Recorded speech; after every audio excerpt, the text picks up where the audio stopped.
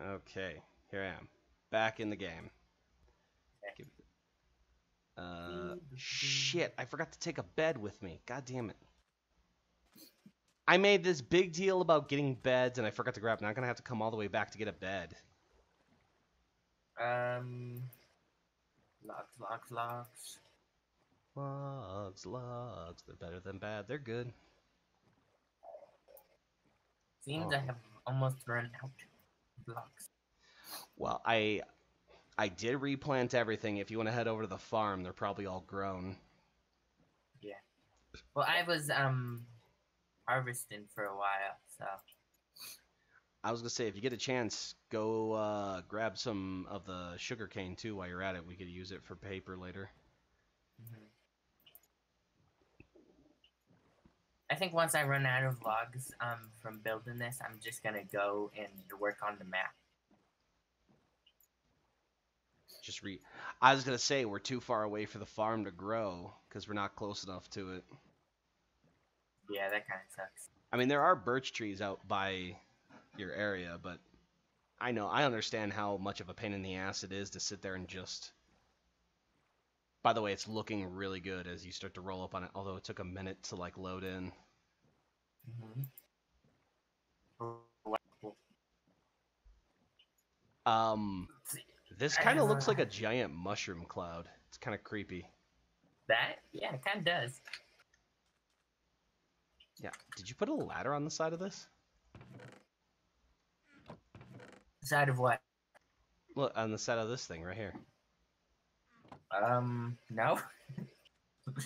How'd that ladder get there? I don't care if you is there did. any wood? Yeah, there there should be Okay, a yeah. ton of stacks of There's oak like planks. the wool is in here. Okay, yeah, I just grabbed some. I thought I brought a bed with me, but There's two beds right here too. yeah. You know what? Don't grab one of those. There is a bed up in the tower if you want to grab it, and then there is enough wool to make another bed, a couple of beds.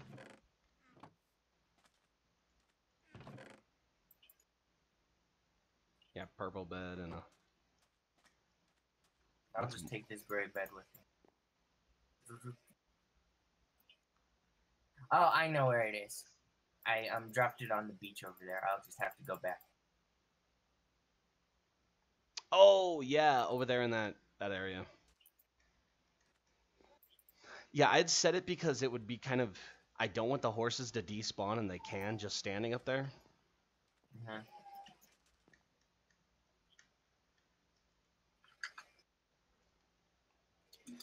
Okay, I'll be right back. I'm gonna go grab some ice for my cup, and then I'll be right back.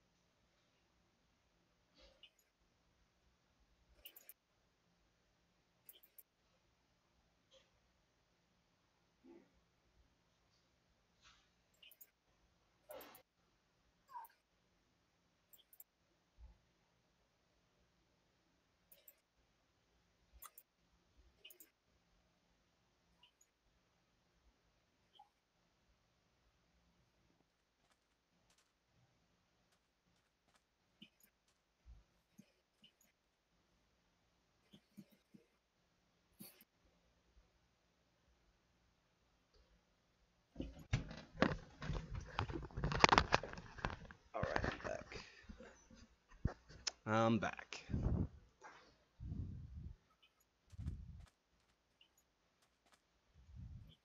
Hey, I'm just gonna go up and grab the map so I can Okay.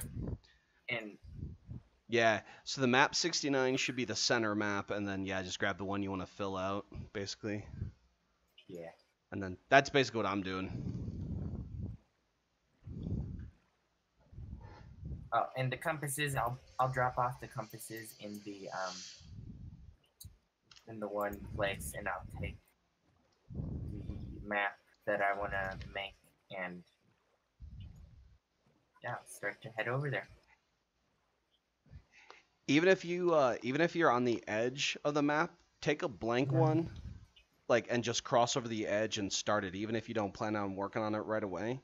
That Yeah, way, because we like, have at least a little bit. Something. yeah. And so like, oh shit, I didn't even look at the map wall since I started recording. So they're just gonna see me starting a map. Yeah. Boat. I bet you that one subscriber is Nick. Yeah, I'll bet so too.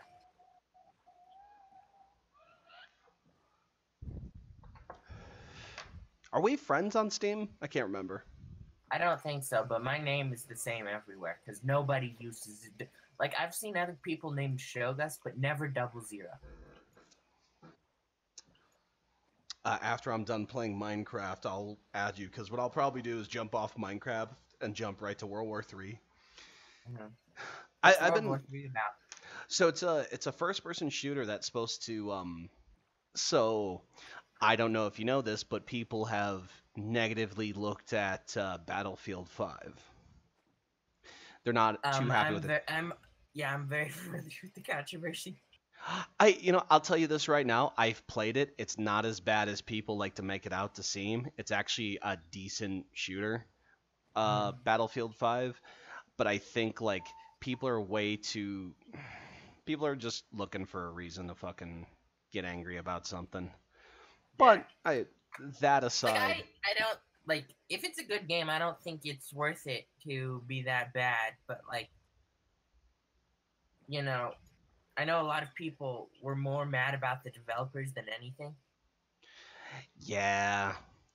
Which, So as fair as I want to be, there was some pretty dumb stuff said on the developer side as well. And I don't think like it's like a lot of people will make the situation seem very black and white, but like the reality of the fact is it like nothing ever is black and white. No. And I think people are just looking for a reason to complain about something, which I mean, that's just people, I guess. You know what I mean? Yeah. Everyone's got something they want to complain about. I mean, like, Devil May Cry? Come on. We were just talking about this last night about how Devil May Cry people were already complaining about the song because it's not up to their Devil May Cry standards. I'm like, I get it. I think the creators are being way too overly cautious, but I think at the same time you're also babying people too much. And I'm a hardcore Devil May Cry fan, and I was very much against the last Devil May Cry, that remake that came out, because I just thought it was just tremendously bad. Well, I haven't even played it, but like, I need to play 4. I just like, it's just after I just only got the DMC collection, and I played 1 and 3 because everybody told me 2 was bad. You know what? Play 2. I would say play 2 just so you get that context of like what the fans. I am a fool. I fully support. Play them in the order they were released. Play 1, 2, 3, 4, and then play the remake. Even try the remake. I played the remake. Form your own opinion on it. Don't let people tell you what exactly about that game you should think. Because I'll tell you right now, I think it was an okay game. Like, I thought it handled well. There was some neat concept for some of the bosses, but Jesus, dude, the story was just hard to fucking watch because they tried to be cringe. Like they were trying to be they were trying to be edgy, and it came out really cringy humor.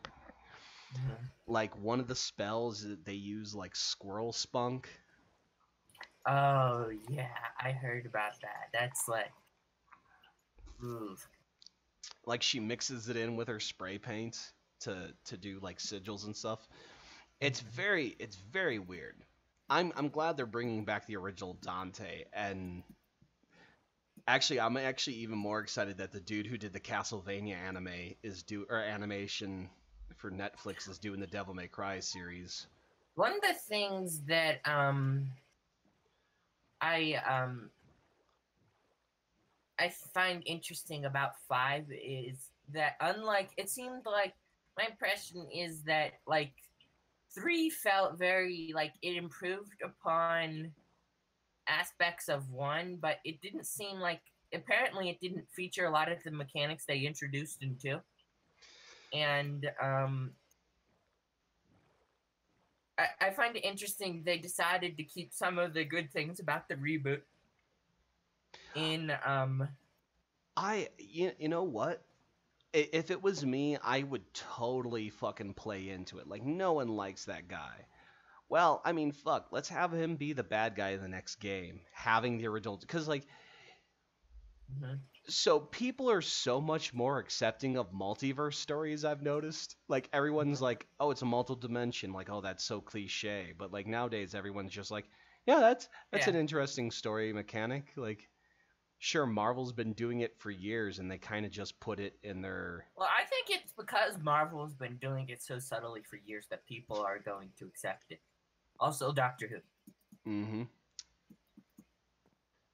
I love Doctor Who. I don't like the Uh, direction it's been taking the last couple of seasons. Like I like Capaldi. yeah, I actually stopped watching it, but it's not for the reasons you would think. I really did like Capaldi, but for some reason, the last Capaldi season, I don't know if it was season 9 or 10, before like the whole controversy, like stuff with people, in the new showrunner. I stopped watching it because I found the last Capaldi season, I think it was 9, just to be really I just couldn't like I was just really It was like hard to I watch. didn't like it. Yeah. Um, And which is a shame because I think his one episode, Heaven Sent, I think is one of the best episodes the series has ever done. It's just simply incredible. I But think he's the best new Doctor. Okay, granted, no, I do too. I haven't seen the new girl. I haven't even watched an episode of it, so I have no No, I opinion do whatsoever too. on it yet. And like I haven't watched a bunch of the classic Doctor Who, but when it was on Hulu, I spent some time watching the original series. I didn't get too far because they removed it really fast for some reason. They But they they it did. reminds me a lot of the first Doctor, like the very first one in black and white, and I liked him a lot. He's a lot like the first and the third Doctor, which the fourth Doctor, Tom Baker, was my first Doctor. He's kind of my Yeah, I know. favorite Doctor.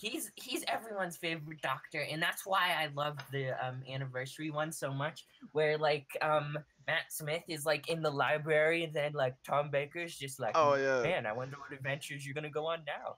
It's I like love that. It was such a wink and a nod, like he went he's back in just. time to go talk to And his I, or I forward in actually time. watched a couple Tom Baker episodes too, and he like I totally understand why everybody loves him so much. So Oh I crap! would suggest for Tom Baker, the arc that leads to his regeneration is a neat one, which you will see the third Doctor into the fourth Doctor, and then you'll see the fourth Doctor's first story.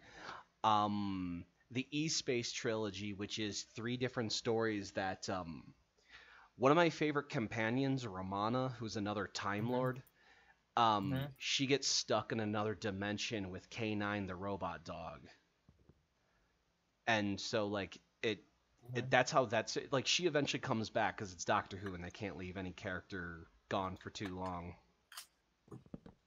Hmm. Okay, I made it over to the other map Nice. finally, so I'm gonna start exploring. Yeah, right now Um, that's what I'm doing. I'm kind of filling the map out and using this as kind of like a bullshit session more than anything. mhm, But to get back to World War Three, the contra we defaulted to Doctor Who talk after. So World War Three basically was like it's this first person shooter they put out. It's in beta right mhm, now. It's open beta. If you pay the $30 for the game, mhm, you get the game as it is in its state right now, and you'll get free updates. When they plan mhm, to release the full version of the game, it's planned to release that full version at $60. So buying it now gets it half off automatically. mhm, It's a first-person shooter that aims to be like Battlefield, like that more realistic. You have all these like upgrades. You're like I literally just bought a bunch of upgrades to my gun and customized my two of my classes. mhm, I went light sniper, so I have this really hardcore heavy duty sniper rifle with like armor piercing rounds, but I have mhm, nothing else on my character.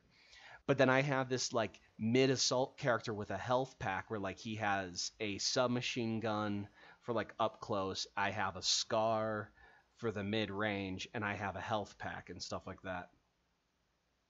And so those are the two classes I've been working on.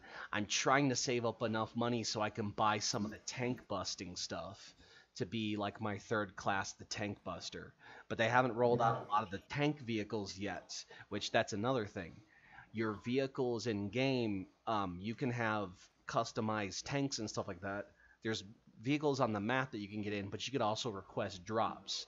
So like as you're playing the game, you get points based on what you do in the game, both dollars that you can buy the upgrades. There's no like loot boxes. There's no pay to win. You can't unlock upgrades for your gun by spending money.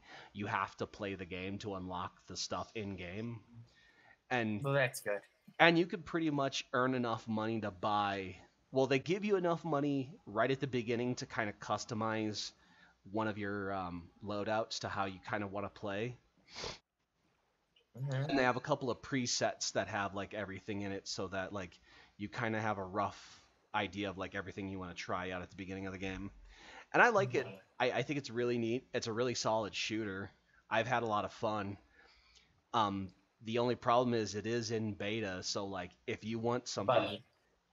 yeah, a little buggy. Like like they're doing this thing that's real smart. They're offering the chance for players to play on maps that aren't finished, so that you can test them and bug test them and everything like that. For like it's like, hey, look, these maps aren't ready, but if you wanna, we'll leave them there so you could take a run at them and test them out. It will make it so it comes out sooner. So they have this one where like the textures aren't loaded in, so it Hmm. everything has this like plastic. It looks like you're running around in a plastic playground because everything has those lines because nothing has the textures. Like there's like some minor ones for the buildings and such, but everything looks like it's made of plastic. So you have all these like hardcore military guys and then like plastic buildings and plastic grounds and stuff like that, and you have these like real high detailed tanks because that's another thing. You can customize your tank loadout so that it has all the different types of armor, but you need more points to get that tank. So like the basic one is like 3,000 points, which is like you have to be like okay to get that near the beginning of the game. Like you'd have to be at the top of the leaderboard to essentially get that. Hmm. At least that's what I was. That's where I was. But I don't know if I could get them sooner. I might just be bad at shooters, although I usually do end up in the top three, which was I. That's what I was talking about to Kyle when you guys were playing Minecraft and I was getting off World War III yesterday. Cool. Didn't It's always cool to like be a part of a game's development process because these are things we love so much, but like a lot of people don't really know what goes into the making of games. I'm just glad to be able to get in there and Play a game. yeah, like it really does play like Battlefield. It feels like the classic Battlefield game down to like the sound work, and all the guns are licensed guns, so they have like real details and stuff. That's Okay, cool. okay, Nick. So I'm at the bottom of the landmass Hmm. for the continent we're on. Now Hmm. there's a bunch of stuff. Okay, so what do you think? Should I try to complete the map to the east of the one that I took off? Like, you remember the map we were looking at? I took the Yeah. map just below the main map that we were on. Should I Hmm. go west and do more of the continent, or should I go east and get more of the ocean? I'd say do more of the continent. My thing is like I want to see the entire continent. You want to see the Like I want to landmass? Okay. Yeah, I want to see. I'm kind of want to figure out what it's like. So like, maybe at some point, like I don't know, we could once we get a big like version of the map, we could like plan out settlements in more detail. That is true. And we could build more of a. So let me get Then if we ever get far any enough. other people on, we can finish up this settlement, and after that, like we could make I don't know, other settlements like over the ocean and have them be like completely different countries. Like now we seem to be kind of building in like a couple styles, but it seems kind of European. And I'm just gonna kind of go into the unknown here. It seems kind of European, but like maybe we could try to build in a distinctly Asian style over the sea or something. You know? I don't know. There's I just so was many thinking, possibilities. did you ever play Wind Waker? Yes. So you know those like pirate fortresses? Hmm. So I was thinking about building one. So like once we finish the continent, I'm going Hmm. to Hmm. ooh, oh man, I'm looking at this. Hmm. Oh, yeah, this landmass is a lot bigger than I thought it was. Man, ooh, I might have to get off on foot and do this one properly. You know what? I'm gonna go I'm gonna go on the edge of this map and take a look to see. Come on, let's take a look. And one of the things too is that's like important to remember is like like in like Europe and stuff, like the culture that kind of evolved, it evolved there from like how people were forced to live due to the environment. And I think, it's kind of cool to kind of keep Oh, that in mind I should while pick up a building stuff. crafting table before I leave it behind like an idiot. Hmm. I didn't bring any tools with me at all. I'm dumb. I brought a stack. So my right now, I brought a stack of bread. I brought 2 maps, 3 maps technically. Hmm.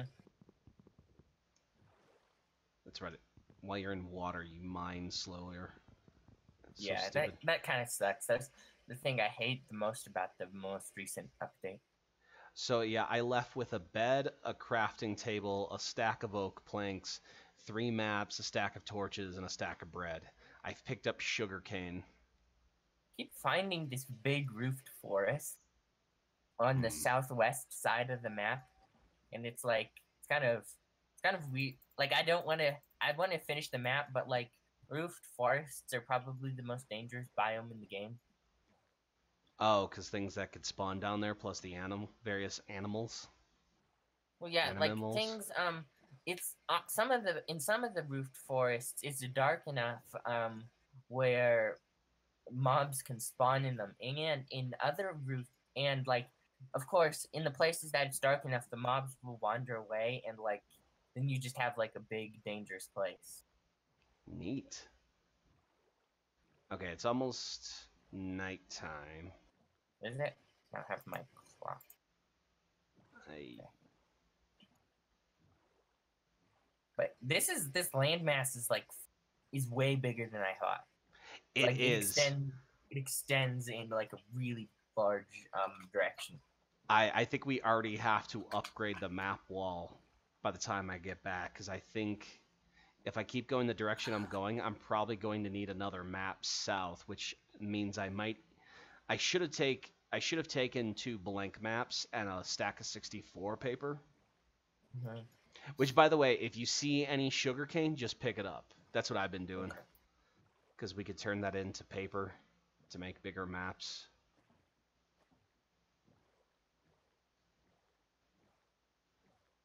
Yeah, so Nick doesn't know anything we're doing with this second city. So when he comes on, like it might be of a surprise for him too, which Yeah. Well, we've making good progress. Like I don't have any like houses set up there yet because I'm kind of working right now on building the rest of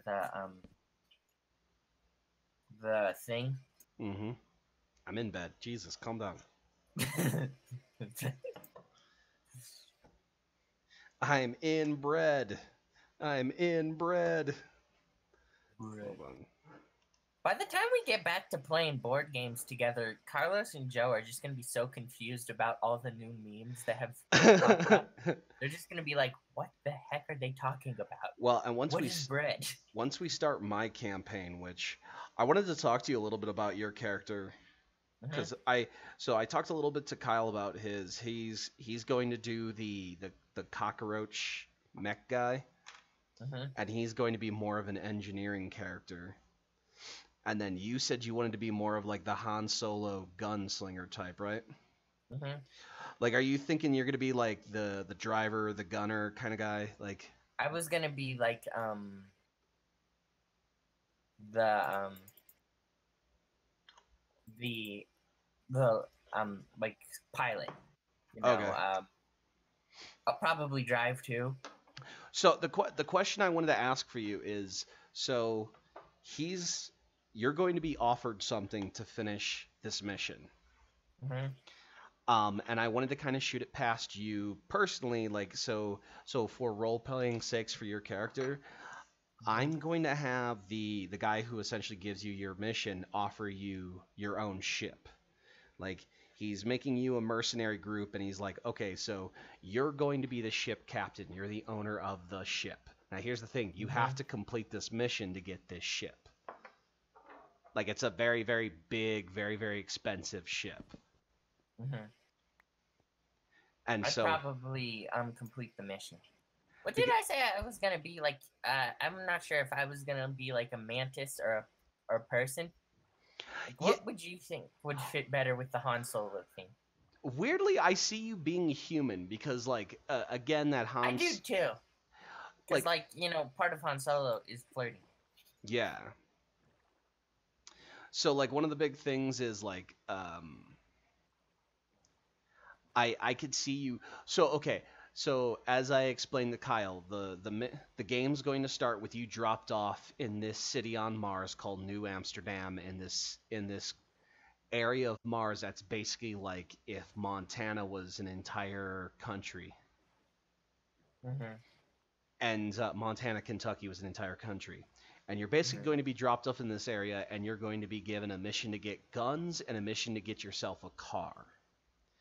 Now, specifically, I was going to give you this kind of like four-door sedan-esque, like slightly armored vehicle, but Mhm. um, I was going to give you the mission to kind of upgrade your garage to a certain Mhm. point so that you could Mhm. hold two cars, and then I was going to give you a mission so that you can get this like racer, like a charger almost, to be fast. On the other hand, I also have a gun mission that's going to unlock like minor arms for you and your group, which is also going to unlock uh, like outpost raiding and stuff like that you guys can do to kind Mhm. of like get money and supplies to help out. Because like there's going to be factions and stuff like that that you can earn reputation with. That's another thing. I've built out this reputation sheet for your character, so as you guys are interacting, it's going to change your reputation, which missions you can get, and stuff like that. Mhm. Well, and one of the things I was thinking, if I like really want to go with the Han Solo kind of theme, you said our characters like we were frozen away, right? Yeah, yeah. So it's basically think of the plot of Demolition Man crossed with the Bourne Identity. You Mhm. guys, whatever you did in your previous life, you got screwed over by the powers that be. The government basically framed you for a crime, and you got Demolition Manned. And then you guys wake up 100 years later. You Okay. literally are on the. So imagine the event that's going on, this arc leaving, is literally right after they've kind of made this breakthrough that they can terraform Mars. So you're essentially a watch. Imagine like in your generation, the Apollo moon landing, basically. This arc So is the Mars lane.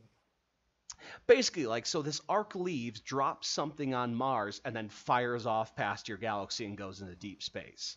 So you watch this very momentous occasion in your guys's lifetime, which is essentially the colonization of Mars, or at least the first steps of colonizations of Mars. And then, Mhm. literally within 24 hours, you're all pretty much frozen for crimes against the United Countries. It's also the reason why a lot of Mars is completely free of government control and it's under corporation control, is because somebody was able to like play the system and get it so that the government never really touched Mars and it became a sovereign world. Like Mhm. it deals with the United Worlds, like the United Nations of like the galaxy. You guys. Oh wow, The that's weird. I'm UN, looking at a mushroom cow. a So mushroom cow. yeah, I'm looking at a couple of mushroom cows. Must mean there's a mushroom biome nearby. There is. I'm looking at a purple Don't. landmass.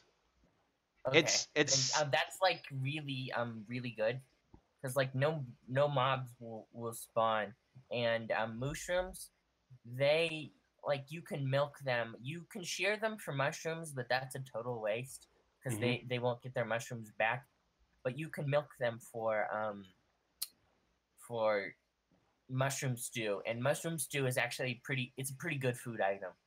Really? Um, Okay. So yeah, this well, it takes up like you can't stack it, but like you'll want to have the mushroom there so that you can just kind of milk it whenever you're hungry.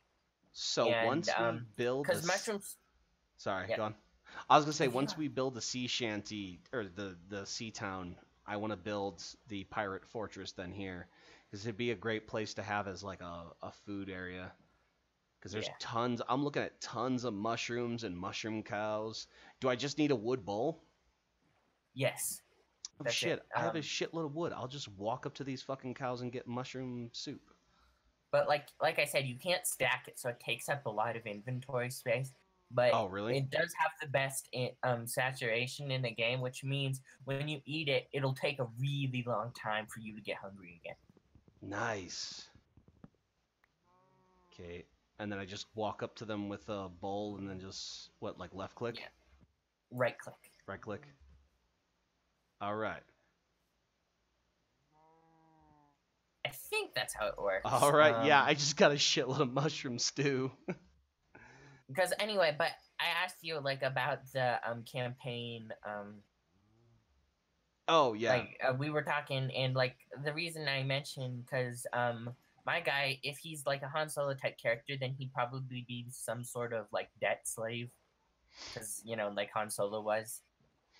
Um, Well, think about it. That's an interesting concept then. Like you lived a lot. You were pretty much under the heels of debt. Now, like by the public records, you are essentially dead now. So you're debt free. All you have to do is complete this mission, and you get a ship to this galaxy that's like brand new. You've never been in. It's like your world was like so much smaller. Like all you knew was like either Earth, a colony. Like it was either Earth or a colony, and and I'm also thinking, I want to do the Han Solo type character, but like I don't want it to be just Han Solo. Another character I'm kind of taking inspiration from, if I were to play in the space thing, would be you've seen Cowboy Bebop. yes, I love Cowboy Bebop. Bebop's So great. yeah, it's like it's one of the masterpieces of media, if you ask me. But so kind of like that, kind of similar to both characters, because those are like the characters I think about when I think of badasses in space. Spike Spiegel is probably like one of the best badass. I would love to see a Cowboy Bebop show if they ever made one. I don't think they would do a very good job, but that's just me being What? cynical. Cowboy Bebop What? on like Netflix or something. Oh, they are. I'm not joking. They've been planning Cowboy Bebop stuff for years. The problem with it is what they do is they'll sit there and go every few years. It's like they had this one where Keanu Reeves was kind of like soft, like was like a soft kind of like he wanted to join, but like, ooh, I found a cave Cool. with lava.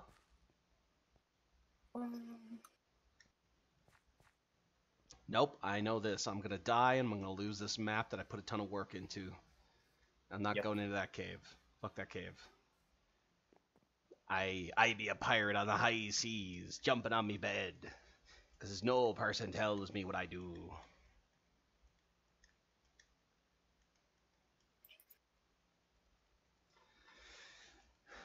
So anyway, yeah. So like I could totally see your guy as that kind of like.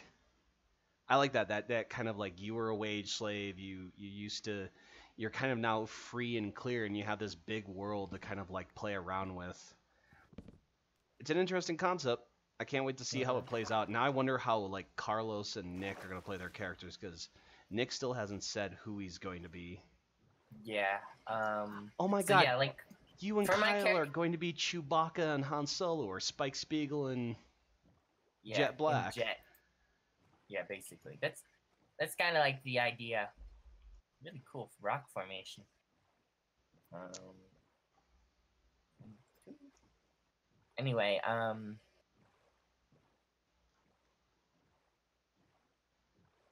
so like my character, I think the best way to describe him would be a cross between Spike Spiegel and Han Solo, and that's kind of what I'm going for now.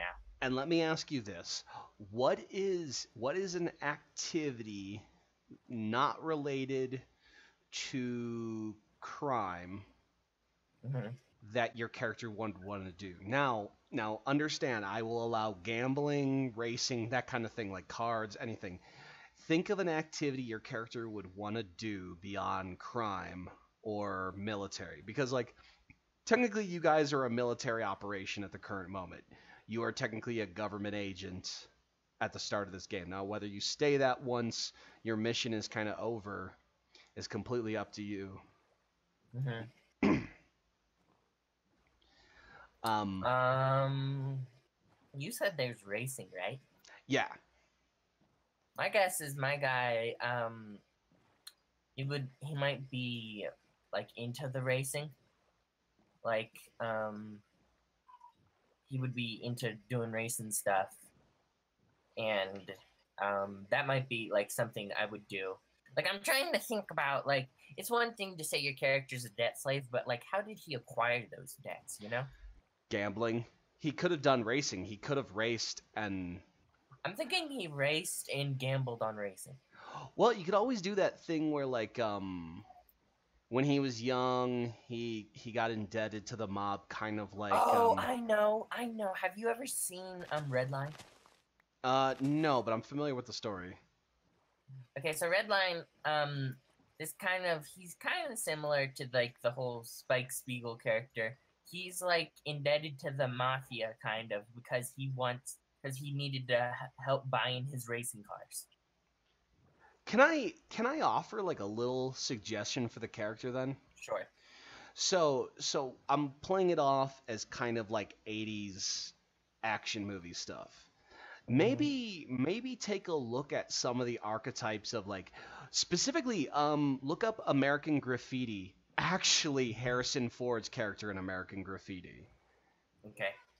Um because like you essentially like rattled off like two very similar like Harrison Ford style characters that he's played in his lifetime. Now, while he wasn't a in Star Wars, he was kind of like the wage slave. In American Graffiti, he was kind of the racer and stuff like that. And either that or even look up anything with Burt Reynolds as kind of like a racer, like Smokey and the Bandit or Cannonball Run. Trying to think Mhm. of like something in Lightning Foot. Oh, I found another fucking temple. Cool. It's like just below the two other temples that are nearby us. That's why are there so many so close by? I Oh my don't know gosh, I just realized something. what. We can use that as a lore opportunity.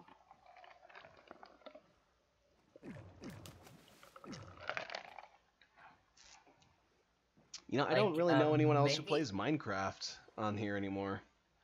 yeah. Because I would invite people, but I think a lot of people don't play it because they see it as like a kid's game. It's just kind of like a fun game in general.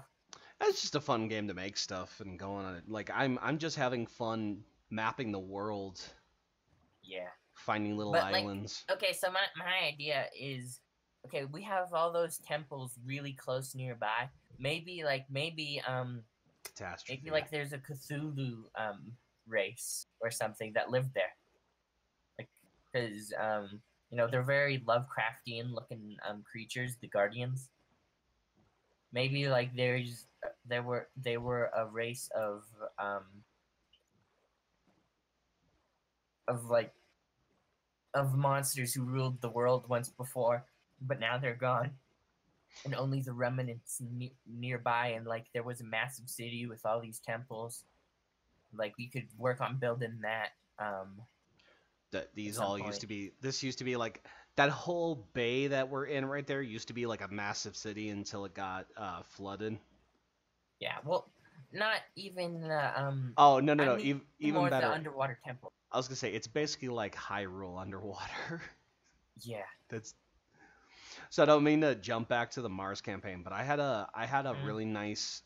really neat idea like while you were talking about the temples and stuff like that is so I feel like every character is going to have an area that they're not going to feel not that they're not going to feel welcome there, but I feel like Mhm. it's going to be a little bit more difficult for their character to adjust in that area. Like I can immediately see that your character is going to do exceptionally well in the first area in terms of the culture and the things you're going to be able to do in there, the way you're describing your character. Because you sound like you're a character cross with Han Solo, cross with any character played by Burt Reynolds. Mhm. With a dash of Spike Spiegel thrown in there. I don't think you're going to do really well in the mega cities, which is where I think Kyle's going to do exceptionally well in, but he's not going to do well in the area that you're going to. And I feel like every character should have an area that kind of pushes them against the grain, kind of for their character. Because I don't want every character to like steamroll and be the best at everything. Mhm. I'm sorry. Every time you say mega city, I think of this one video I saw, on city skylines that this guy made, um, called. This guy's a YouTuber called The Killian Experience, and he made this one video where he built a city in city skylines. Only he wanted to build a dystopian mega city. So I'm calling it a mega city because of Dredd, the actual like Judge Dredd comic, where like so the idea was that there's these massive cities that have gotten so like the city has become so like in the mega city one of them covers from like basically Washington D.C. almost to Florida. Hmm. Like it's just this massive city that's just down the coastline. Like cities eventually became so big that they just congealed together. Hmm. Which is the ironic part is if you take the crime statistics in the comic book and in the show, there's actually less crime in a mega city then than there is in a standard city today by population. That's kind of funny. It's insane. It's hilarious. Which, You but think they knew that probably like when they made it? they probably took either knowing the person who wrote Dread off the top of my head, and I can't think of their name, but like they probably would have like thrown in that kind of like cutesy reference to like yeah it sounds like a high statistic because we're combining a bunch of towns. It's kind of like how we make crime statistics sound way worse than they are today then. Hmm. So for example the way that they cheat crime statistics is they're like well crime is on the rise and you're the volume of crime has technically gone up, yes, but But like our population has gone from 2 billion to 7 billion yeah. in the whole world in a short amount of time. It's So in terms of it is if the previous if it was like out of 100 people, 7 people committed a crime, but now there's 1,000 people, 70 people aren't committing crimes, only 50 people are committing crimes. yeah. Well, that brings me to like an interesting topic about crime. Like, if you know about like the intricacies of the law, it's not like there are so many little things they could arrest literally anybody on. Like Yeah, so many little that's misdemeanors. the big problem with like any I hate when people say like, "Oh, if you're not committing a crime, then you have nothing to fear." It's like, But well, there's totally everything to fear. Like they could technically get you on jaywalk. It's insane. that and like it, you technically don't own anything anymore either, which is this Yeah, like weird kind of Faustian future we're living in right now. Yeah, it No, I is. think I just used that word wrong. It's a weird future, regardless. It is. Like, where are our flying cars? I thought we'd I, have them by now. I know, right? Come on, go to sleep. Go to sleep. Go to sleep. Go to Oh. sleep. Go to sleep. Go to sleep. I have a Yeah. little over, or a little under half the map explored right now. I've got like all the edges. Now I'm just going into like the centers and stuff. I'm exploring that. Like for this map, like I have a big part. There are just two big triangles in the middle that just aren't explored. I've been going, I've been kind of like swiping back and forth, like doing, like you're wiping your hand across the map like I'm uncovering. I was originally following the coastline, and then I was like, I'll just kind of like get this stuff in the center where it's just nothing but water as I'm going. Because I already, I started the map for the next sector, and like it is huge from the look of it, just at the outside, which it might be smaller once I get like running around there. Oh wow, that sounded dirty. It is fucking huge. But it may be small. I want to get down there.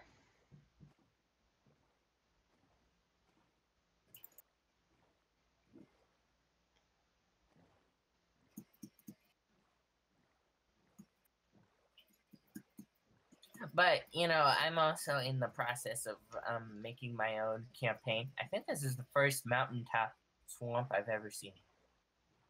Which I can't wait to play in that campaign. And I still have more stuff to like do, but like I think one of the most vital parts of the campaign I'm almost done with. There are like a few very important NPCs who they're not like important to the characters to interact with. They're kind of important for other characters that they exist. That I have to make up, and like they just kind of have to fill like a status quo thing.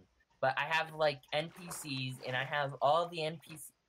Like I have their like lives planned out, a lot of them.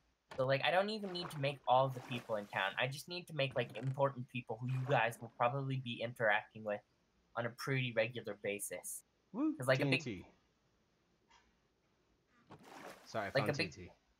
yeah, like a big part of this campaign is interacting with the NPC, kind of like in Kyle's, but like there's certain aspects of talking with them that are kind of important to how the game will work. See, and I got mine all about influence.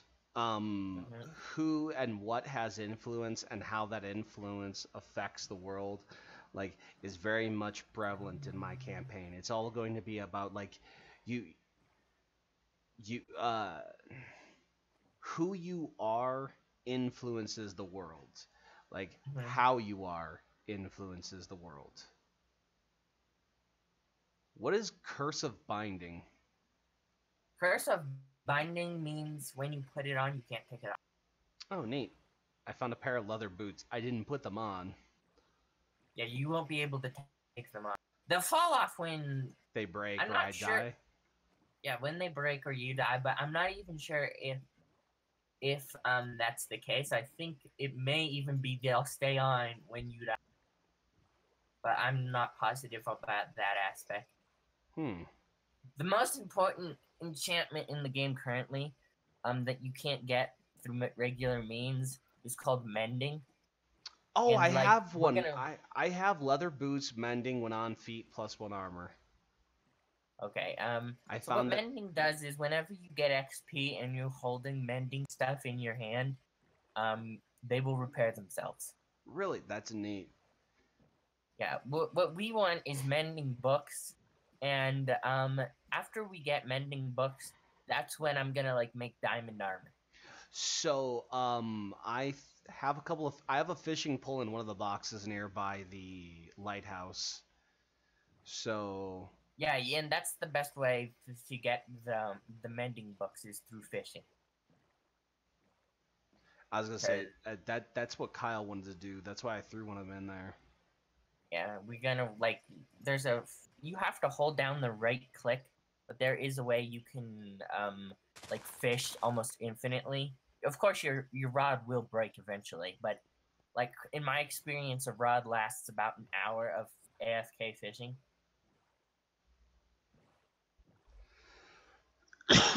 Excuse me. So there's a game that's free to play right now Mm-hmm. that you might want to try. It's called Path of Exile. It's kind of like Diablo. Mm-hmm. It is free to play, and Wait, do you guys not have phones? what the shit? Did you not get the joke? No, I did not. Sorry, what was that? Uh, did you hear about the mobile Diablo announcement? Yeah.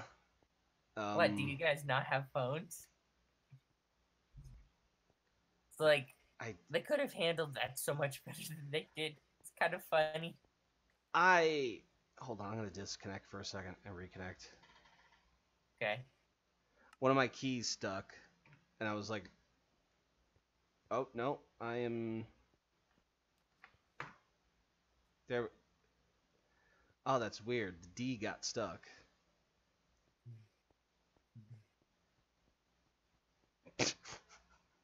God, that sounded dirty. The D. The D got stuck. What is with you? You have like the perfect Forrest Gump voice. Has anybody ever you,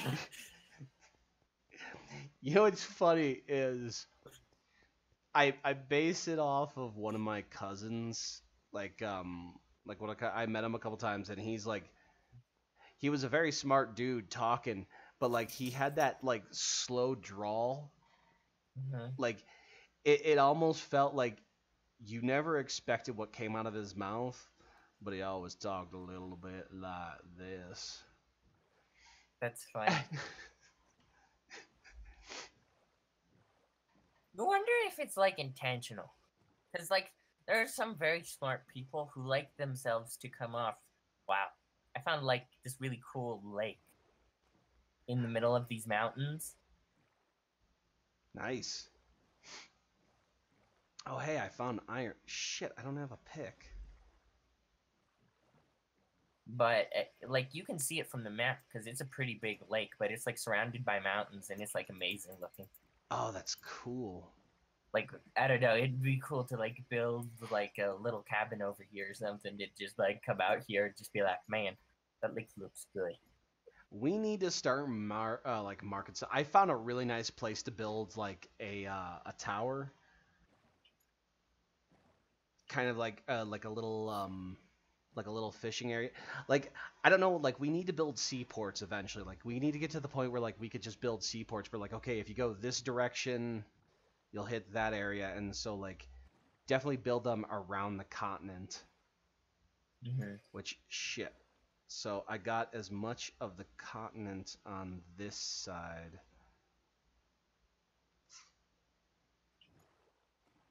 I don't know. I've just been taking all these screenshots of the weird things I find. Like, there's just this sticking out mountain, and like, there's just this llama just staring out into the sky. Yeah, like, we should start adventuring as a group now. yeah. If you guys want me to stream this, because like I got the sun and the nice like new textures and the really neat water that looks fucking terrifying. Like I keep expecting a great white shark to just come out of nowhere and nail me. Kind of sad. They said they're never gonna like add sharks or anything like that to the water. That's weird. I never understood what like they put the drown, which are like just fucking annoying. But like, I don't know. I'd honestly prefer more realistic mobs than I'll tell like you the what, fantasy creatures. you would love Ark. Like, I just want to play like a survival game, like where animals will kill you. That's Ark. Dude, there's dinosaurs. You can tame them if you want to, but like Fucking go into the water, there's megalodons. Nope, I do not need that. I do not need that kind of evil in my life. I am good. What is it? A megalodon? A giant shark? No, the evil. Oh, the megalodon, the giant shark. Like I don't want that kind of. I don't want to deal with megalodons. Well, not megalodons. Like, I mean, just I want to be able to be killed by stuff that's animals. Well, like I love Ark, but like megalodons, T-Rexes, Dilophosauruses. I am on lens. I'm laying my bed down, ready to go to bed. Go to bed. Come on, let me go to bed. Go, go.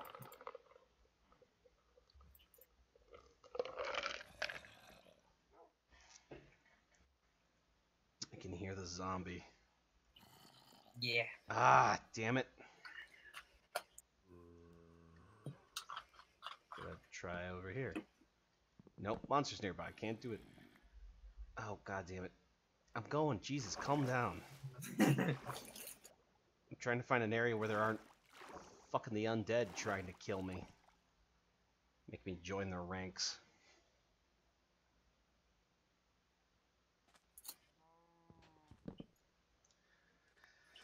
I am now on foot.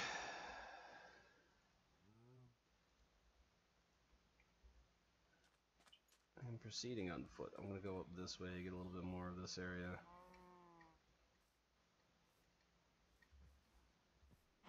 I brought enough food to like get me home.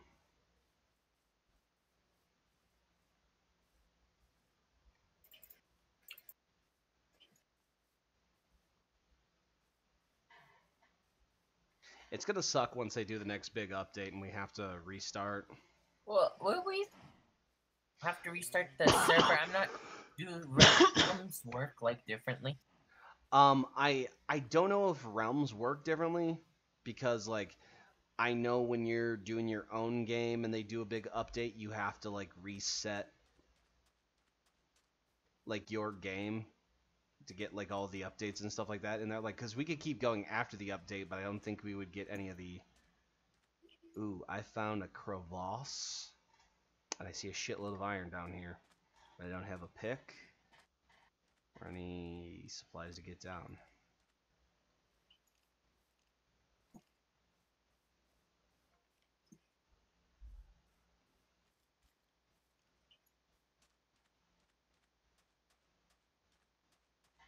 Let's take a look at this ship. See if there's any supplies in it. Supplies. But like this continent seems to be really freaking huge based on what I've been finding. Mm-hmm.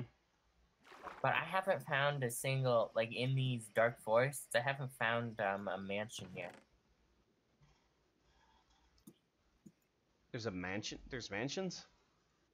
Yeah, like there's these mansions and they're filled with the evil villagers.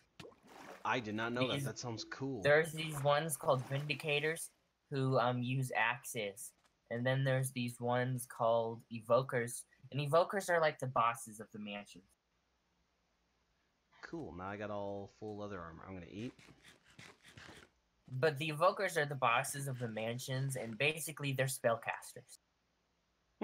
They summon these things called Vexes that fly around and hurt you. And they also can cast like these big spells where they summon like these trees from the ground. These not trees, they're like mouths that bite you. So stay away from. Yeah, the mansions are like they're huge. They're even bigger than strongholds. They're above ground though? Yeah, they're above ground. That is wicked. And they're also they also spawn witches. And witches are like, if you've ever seen a witch, had to fight a witch in the wild of this game, it is not a good experience. Oh, I have. It can kill you so fast. I have fought a witch. I've even had an iron sword, and I still got my ass whooped. Yeah. In general, I just try to run from them. Yeah, I was able to kill a witch, but it reduced me to a half heart of health, and I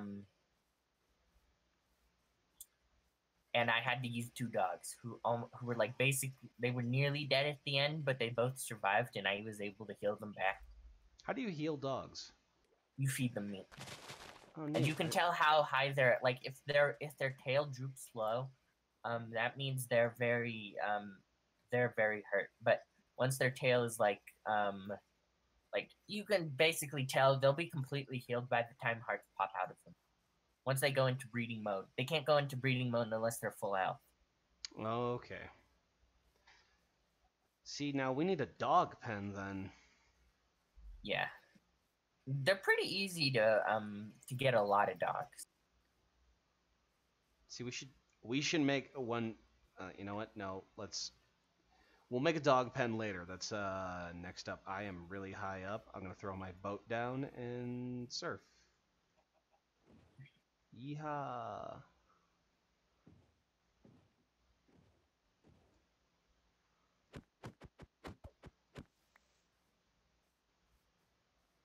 Okay, now which direction? I should head back this way.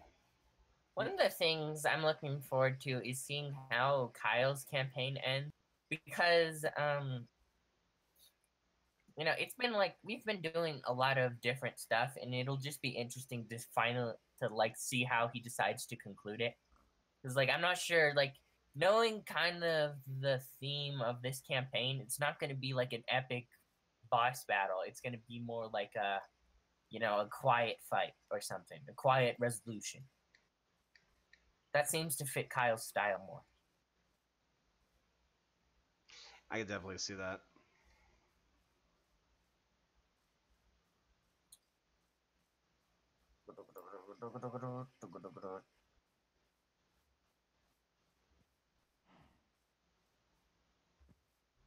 And I know he has like a sequel planned where based in like a Norse region. Yeah, basically. Oh, fell into a hole. Not a deep hole, but I fell into one. Yeah, it's basically the area that my character would come from. It's from what he's told me.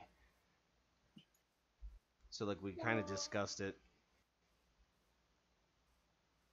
Like all the gods are based off of animals and stuff. Cool. You know what I'm actually happy about? What's that? You know that how they have that mobile Fire Emblem game? Yeah. Okay, so they every year since like launch they've gone into a different story. Like for like after the first year was done, the first year of the game was done, they did book 2, which was like and it's all based on Norse mythology and stuff. Mm-hmm. And book 2 was like about this ice kingdom and this fire kingdom going to war, and the writing was like really bad. But like now that they've entered book 3, the it's about the dead are coming back to life and being led by the goddess of death called Hel. And most of the time, all media I've seen makes Hel like a pretty lady, right? And so, and you'd think like with how waifu centric Fire Emblem has gotten recently, they'd make Hel a pretty lady in this too. Whereas in Norse mythology, she was basically a rotting corpse. And I'm really glad because like they didn't make her quite a rotting corpse, but she's like you can see her bones through her skin. She's like not attractive in any sense of the word. So it's really ominous. I had done this modern fantasy setting similar to like Dresden Files and stuff like that. This story, and I kind of thought about how I would create a campaign for it. But one of the vampire gods is so there's 3 types of vampires in my world. There's ones who kind of like take after Dracula. They're the ones who are like the magicians, the magic users, the ones who have more magical affinity, can do supernatural stuff. And the ones that take after Cain, and they're more like the warriors and the fighters. They're kind of like similar to the vampires from what is that series called? Underworld.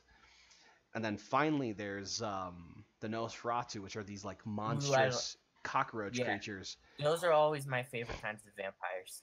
They're based off of the third brother, Edward, who is a reference to Twilight because I fucking hate it. So I made him like, so when he eventually shows up in the world, he's half rotting. So like as you look at him, parts of his body look like they're starting to like entropy off and rot, and then they would heal, and then other parts would rot. So as you're talking to him, like his face could be shifting. Parts of it look like it's a decaying corpse and then healing up because his body's so in flux and dying, but like reviving at the same time, keeping him in this like place of like concurrent hell of pain because he's constantly like decaying and dying in this like painful state. So he's kind of a dick. He's not a happy camper. Well, I've known very few people who actually like Twilight. I fell in a really dig hole and almost died. Uh-oh. That would have sucked. Especially since we just got that map back. Like, we thought we lost it. Yeah. I've known, like, no people who actually like Twilight. Was there anybody who ever liked it in the first place? I know a couple of people. Really? Yeah. Are they subhumans? No. I just think they have... I don't know. Bad taste? Well, no. I mean, everyone's entitled to like what they like, but Jesus, I do not like Twilight. I don't think there's anything really good about it either. But that's me. Okay, I'm dropping a bed down.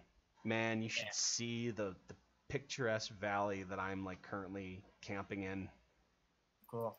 Oh, you could just look at my YouTube video later. Oh, okay. When you... Come on, let me go to bed. Come on, go to bed, go to bed, go to bed, go to bed, go to bed. There's like all these swamps here. It's kind of like there's tons of... I'm not sure if it's still...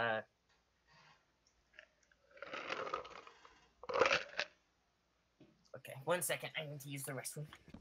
All right.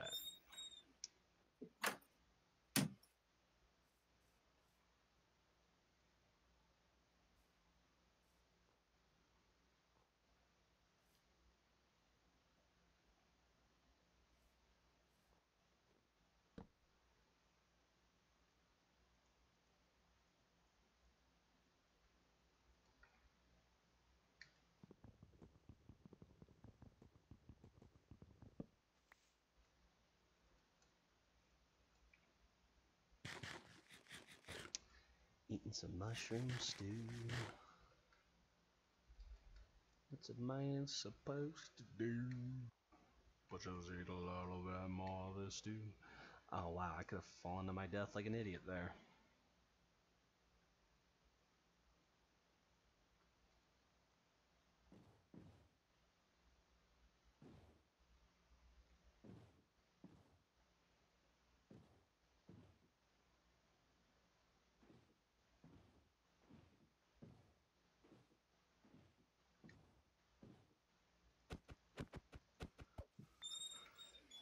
All right.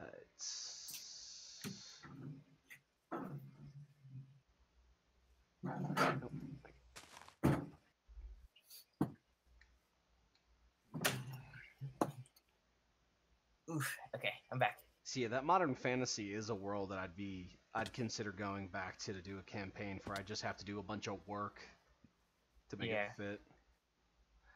One of the things...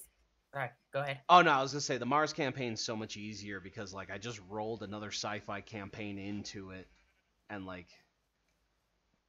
Yeah, for me, I have to go back and like the thing that I'm kind of having trouble with is the world building aspect of it.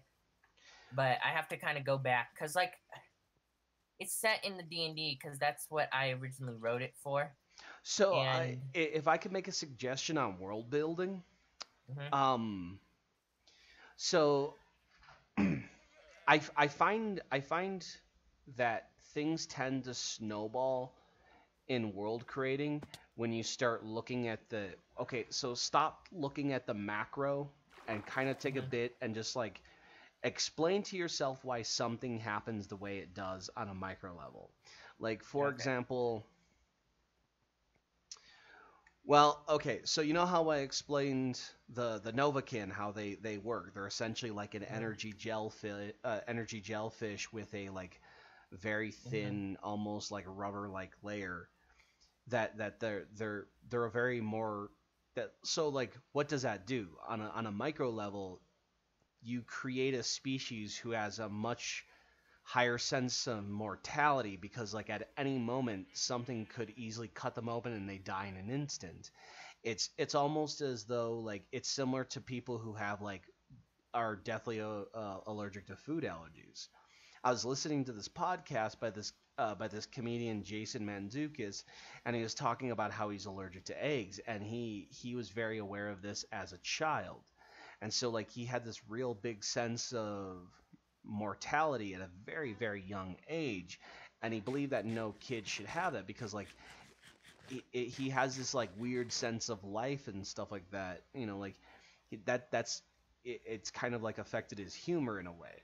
So like immediately I'm like, well, the Nova can are going to fall under like two or three very strict categories.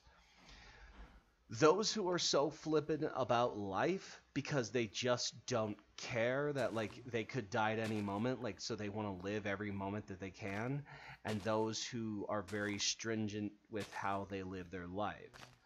So that creates this kind of like two like and there's very varying degrees of that of like specifically a character you're going to meet who's like an auto racing junkie. Like for a moment think about a race who's like if he got into like the lightest of fender benders he could possibly die. But like that's what fuels him. That what makes him such a good racer is because like he understands that like at any moment like just a wrong like a wrong gear shift that sends him spiraling out of control could kill him or whatever. And so like I got there from like having that little moment where I'm like, okay, so like I have these creatures. I put this little detail about them because of how their species reacts, and then from there I can kind of develop how they personality wise develop because they have a much different idea of death than like humans would. Like it's similar to like when we how like consider this, there's an AI species that's kind of like a cybernetic. They're like Spartan transformers is how I describe them. Think about how they think about morality. They can relive. Like they only have one true death to them.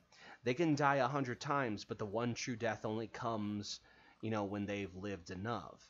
So like they don't have the same mentality of combat. So they're much more wild. They're much more like willing to get into the battle and kind of like willing Kamikaze. willing to like sacrifice their own personal gain because they know, or their own personal person. I'm stupid. I said that wrong. They only affect their person in combat because they know they could like they heal and find they could be put into a new body if they sustain too much damage in this body.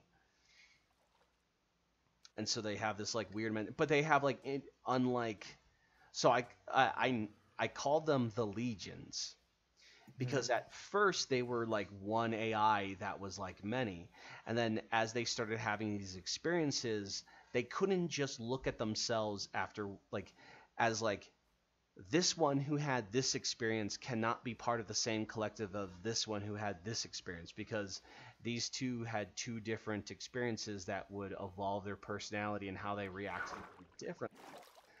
So they started splintering off these personalities of like, well, okay, this one had this, so like he became a new person, and this one had this experience, and then eventually got to the point that like they just started evolving to be from a single mind to a multiple mind, and then they could just keep living and fighting and learning and stuff like that until they get to so many points. And like Time Lords, they get to this point where they're like, okay, you've lived enough. Now you have the true death. It's time for you to accept that like you lived a long, fruitful life and everything like that. Now it's time to bow out and go. Kind of make room for somebody else in this world. I think that's interesting to think about. Like the issue that I have is I want to create like I don't like D&D has like dwarves and elves and stuff, but I don't want the dwarvish culture and the elven culture to be the same thing. Well, I want them to feel like distinct, but like look how Tolkien did it. So Uh-huh. so Tolkien, when he wrote his dwarves, he wrote them as like a loving tribute to the Jews. They're a group of people who pine for a homeland that has been taken from them.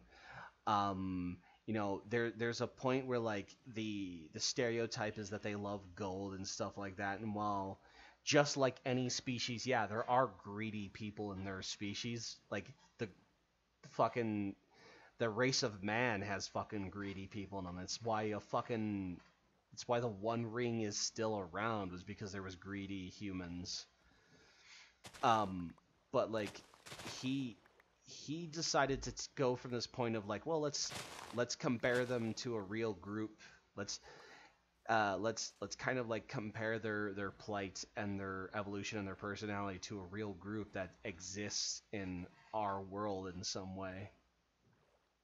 So do that. Think about that. Think how you would do that. How do you want your dwarves to act? How can you combine them or compare them to something that goes on now, or even a race and like I said, the robots. I decided to cross them like Transformers crossed with Spartans. Think about that. That's just a weird combination. Zeus. Do they kick people? This is Cybertron.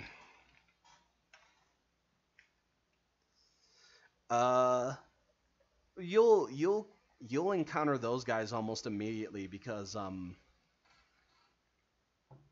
they're one of the groups that are in the production fields, which is the first area that you guys would be dropped into. Um, I know I've already described it a little bit. The production fields are these like it's this massive wilderness with these like massive concrete like pylons where they produce all the stuff for the worlds all around, like these massive production fields that are like these massive super towers, these monoliths that you could like see from anywhere in like the distance. uh,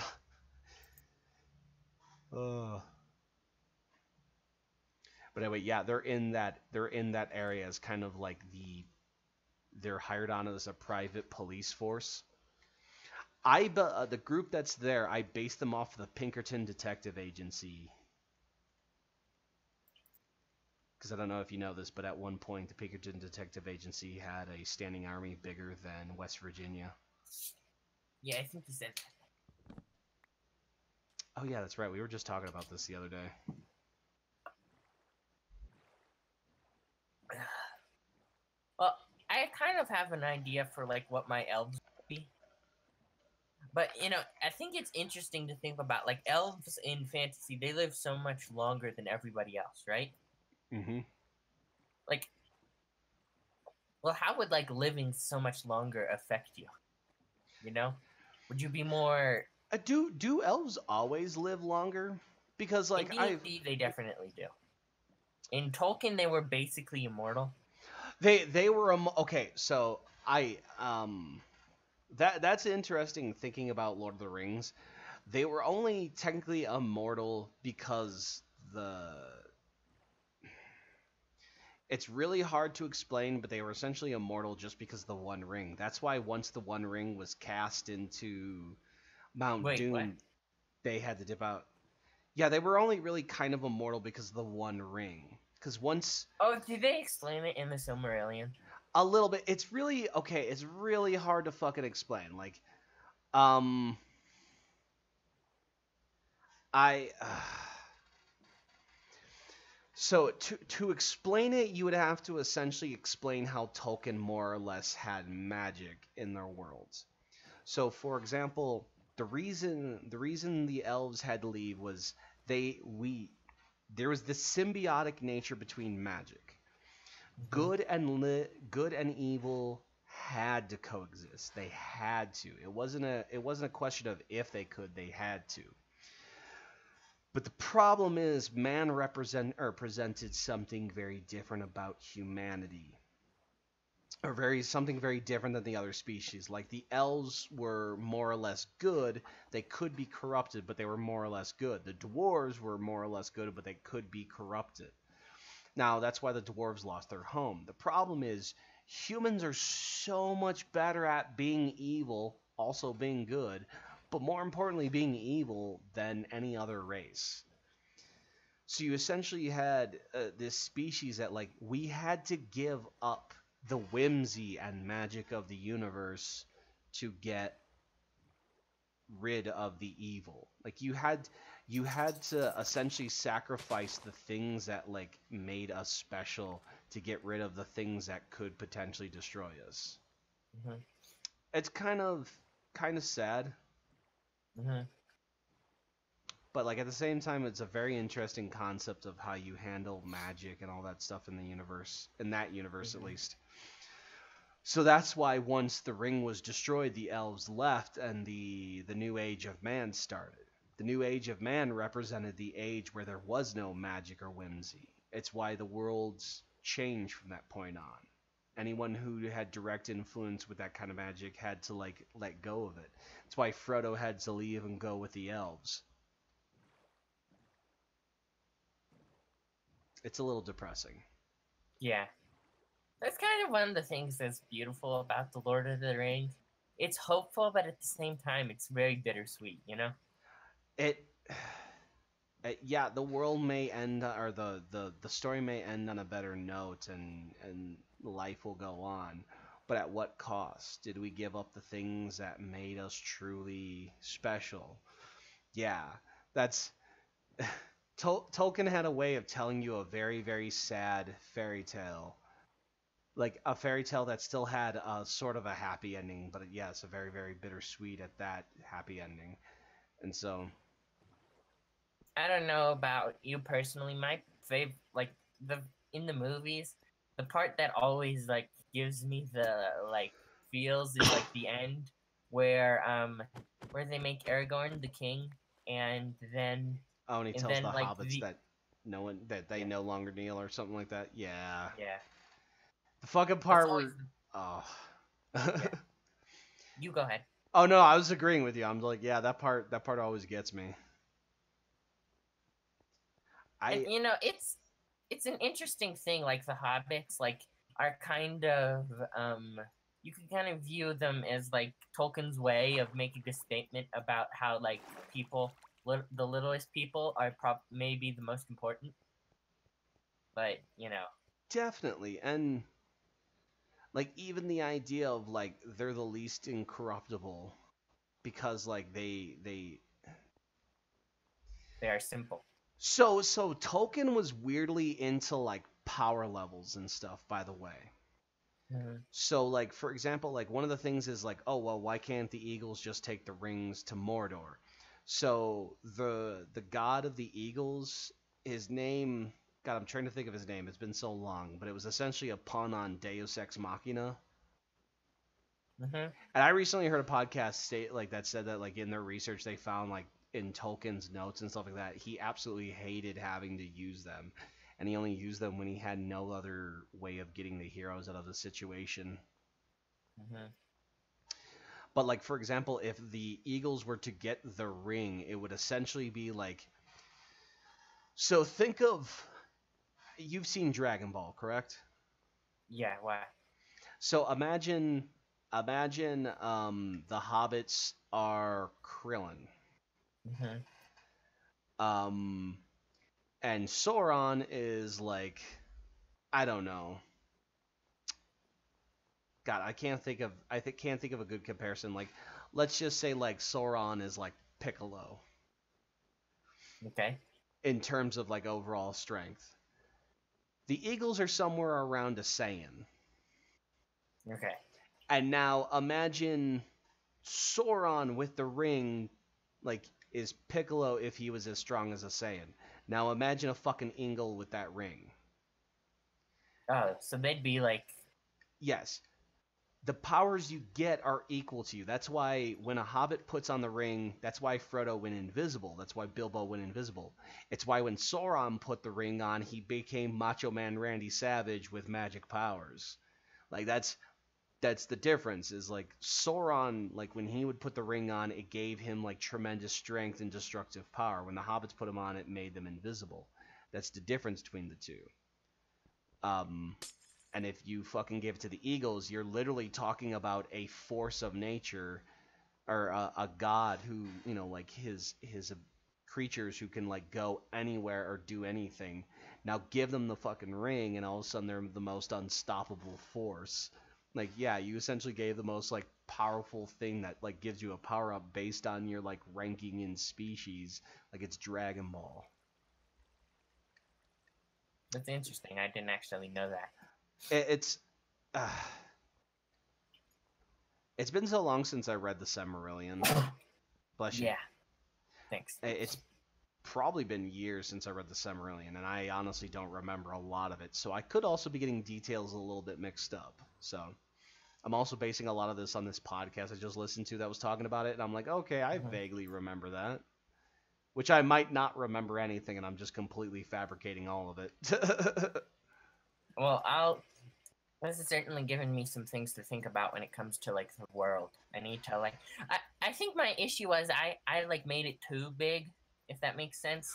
And so I'd like to make it a little smaller, but you know I think what? I'm gonna keep the same like greatest hits, like What you do, I think, if I could offer you a suggestion how I make a world, do the start big, start as big as you can, get as macro as you can, do the biggest events, and then slowly work on how they would affect each individual group from there. That's what I've been having to do with this thing is. So I started from a point of like, okay, so the arc leaves basically creating on Mars. That's the big event. Now I threw down the players, and I made of, in general, who are they, what do they want, how are they going to get that, and how does event allow them to interact in that. From there, I started doing like, okay, so that action had a ripple effect on these type of people in this kind of industry. Like, dude, I literally thought about how the porn industry and the prostitution industry would be affected with this kind of evolution. Like I've gone to that detail of like I have that kind of like world built now. So like when I go to tell it to you and you start asking me about stuff, I can tell you to the point of what you see based off of iconography from, like, for example, you're gonna know where to get sex, drugs, rock and roll just by like what you're looking at or in the world around you in a fucking moment. Mm-hmm. So how do you tell me at that moment? Let's start with the very, very basics. Go to the biggest events that happen in your world and then start from there. How does this event affect this event, affect this event, affect this event? Cool. Well, like I said, I was gonna keep like a lot of aspects from it. Like the biggest, like bigger picture thing is that recently, like within the world, everybody just got done with this mass like there are these two big countries that just got done with this massive like world war. You know? Well, it's not really a world war, more like a continental war. But like there's the one nation invaded the other nation in order to claim territory, which, you know, how war usually goes.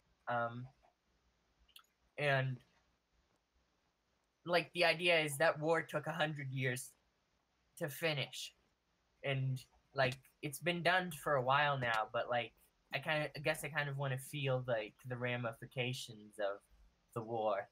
And it's made the one country who invaded the other country, which is the country everybody in the campaign is going to be from, like the global superpower. Like I'm kind of envisioning them as like the US. They just own like a massive landmass. Well, then look at how the 100 Years' Wars that have gone on here have kind of affected the world. Look at how the socio and economic ramifications of those wars and those massive, like, you know, strife and battles have affected, you know, people from there. And then compare that to what are the analogies of each of those species in our world? Like, are the elves going to be more like the Europeans, you know, like that who got invaded by who, and then go from there and kind of spider web down your connections. It's going to seem very, very daunting if you start. So okay, so the difference between world building and building a tower is starting at the bottom, building the support structures, and building up, and then building, you know, starting from like the very, very bottom and building up.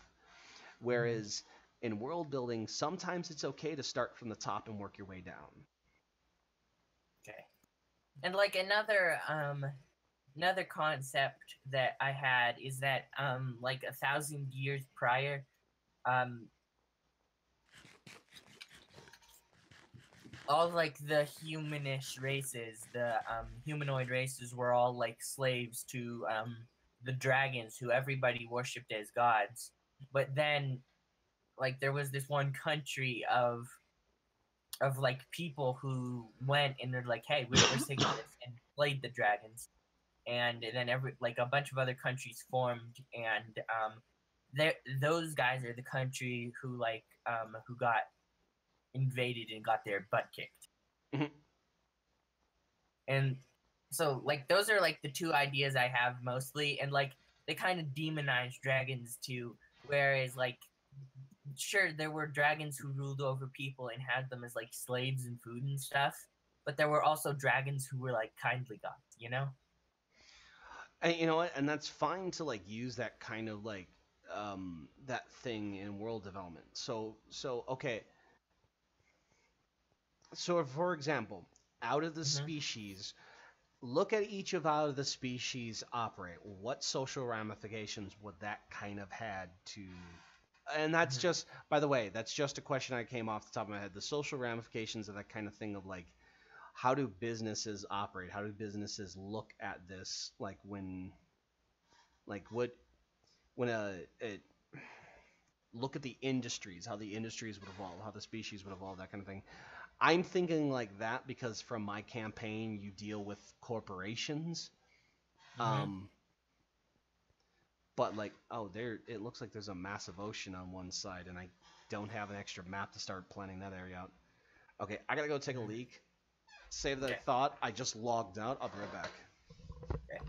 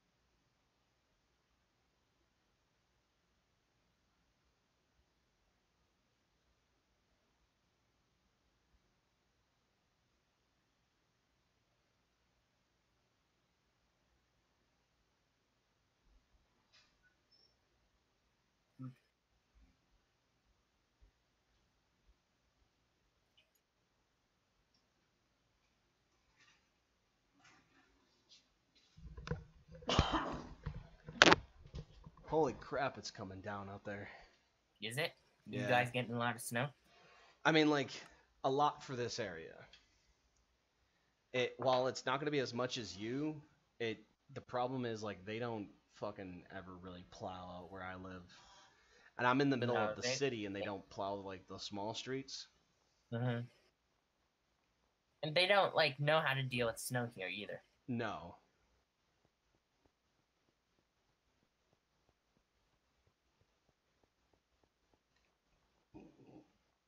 God, you know what I could go for right now? What? So Dunkin' Donuts has this sausage sandwich. It's totally overpriced and it's greasy, but it's like the best fucking food to eat when you're like hungover. And like so like Mm-hmm. you get one of those sandwiches and you get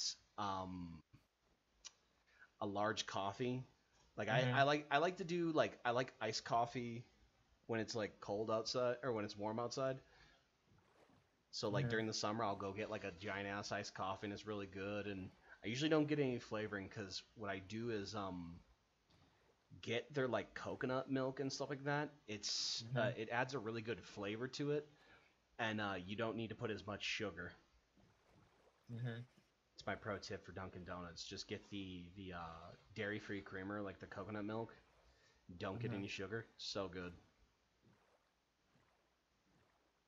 Like I like getting their dark roast, Mm-hmm. which already has kind of like a naturally like dark smoky flavor, crossed with a Mm-hmm. little bit of the coconut milk. Perfect. Plus, you don't get as much ice in your cup as you would if you. I love how they updated the water. The water is pretty neat. Mm-hmm. Oh, sorry. Get back to the what I No, was. it's fine. I was listening. I was just thinking. I think I'll like build that out in like the world. And one of the things that's kind of interesting to note is like with when one country conquers another one, like the people there, they don't all necessarily just leave. You know. So, so I got this thing I want to add into my campaign, and it might be something that's very difficult to get to. And here's the Mhm. thing, like, maybe not difficult to get to, but like, I put it in a situation where like, I'm not gonna lie, if I don't tell anybody, you're going to fucking roll into it almost immediately. I feel like, whereas if I Mhm. tell somebody, I feel like you guys. So I have this thing. Mhm. I put into the game. It's kind of like a secret thing. I'm not gonna go too much into details about what it is, other than it it it's going to weirdly change the way like it's going to change the game in such a weird dramatic, not a super dramatic way, but in a personally dramatic way. Mhm. And it's more of like if you guys, depending on how well you role play, which is another thing, I'm going to be awarding experience and stuff like that based on role playing and kind of like the slasher campaign I've done so far. Whereas like this way, instead of the slasher campaign where you just kind of like end the game, this one you're gonna have a much like deep. Oh, dude, that is so weird. That looks like a fucked up crocodile. This stone formation. Mhm. So it actually, here's one. So I had this idea. I'll give you an example. Maybe this will help you out a little bit. Mhm. So cybernetics in the world. The roach species, the way they work is like they're based off of this bug that basically uses stuff to camouflage themselves. Mhm. And so I kind of based them partially off of there's this old horror movie called Mimic, and the idea is Mhm. that they let this roach out that would essentially kill the rats that were causing a bunch of diseases to spread in inner cities and stuff like that. Mhm. So my idea was like this species on their planet they evolved so that they would like disguise themselves as other species. And so as they became more of a technologically advanced race, they started building these like small mechs, almost like those weird little dudes in Men in Black that like the little miniature guys that are in the head of like their Mhm. giant robot is like a human head. Mhm. Well, imagine a robot that's similar to like iRobot or something like that, kind of like that, except for there's Mhm. this little roach that's piloting it from the chest cavity. Mhm. And so there's this there's this rumor that most people like spread that we have the technology to create super hyper realistic human like robots. But the reason no one wants to do that is because it's like this weird humans kind of feel indignant already that there's two species that kind of like mimic their shape because the Novakin will like are usually in humanoid shapes, and the faceplate that they use that they express through is usually humanoid, so they could do human features and stuff. Um, and the roach mechs will tend to build their mechs humanoid shape, like whereas some of them, like Kyle's talking about, including vestigial arms and stuff like that. Um, the standard model is usually a humanoid shape. So no like no company wants to put out the hyper realistic robot parts for engineers because everybody is going to be afraid that like somebody's pretending to be human who's not human. Like you're gonna fucking what's that show called, Catfish. Like you're trying to catfish somebody into pretending to be human. kind of like how there's that like general fear today of like some people who are fear that like afraid that the person they're like hitting on Tinder might be trans or some stupid shit like that. Think about that, Hmm. how that affects humans. So like cybernetics in this future are like, dude, they're super advanced and stuff like that, but we've only gotten to a certain point because we're afraid that our robots might be too human and pretend to be human. And we just can't have that. We can't have some motherfucker pretending to be human that's not.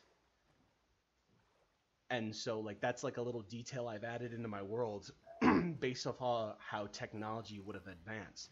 Because at this point, they should be able to build like hyper advanced technological like near human looking cyborgs or mech robot bodies for these roach people, but they don't do it because everyone's afraid of like what people are going to think if they put it out. Because like, would you want to be the company that puts out the humanoid robot so the roaches could pretend to be human?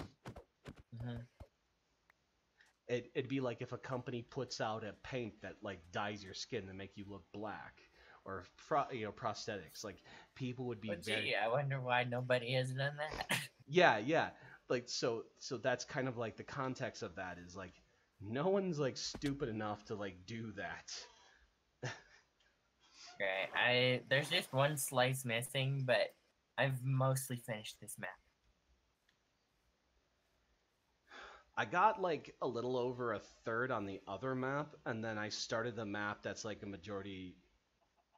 No, I'm about halfway on one map, and I'm well under halfway on another because I'm working on two maps at one time, like an idiot. Hmm.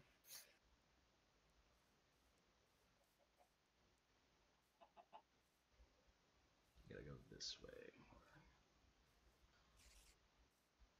I can't wait to see what this looks like once we've fully filled out the map.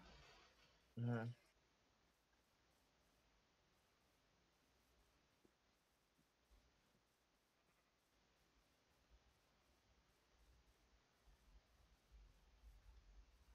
I think once I've filled out this continent map, the one that's in my offhand, Hmm. I think I'll head back and then maybe Hmm. go back to like scouring the ocean a little bit.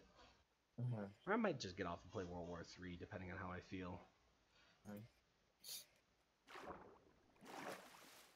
What time is it?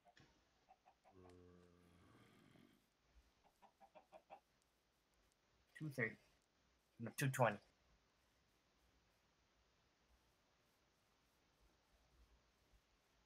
Yeah, I might be on for maybe another hour or two. Hmm. I saw a zombie. Piss off, ghost. I keep finding really neat areas that I want to build in. Yeah. I'm like, okay, I gotta keep moving. I'm getting to that point where I'm like, God, I would love to build something here.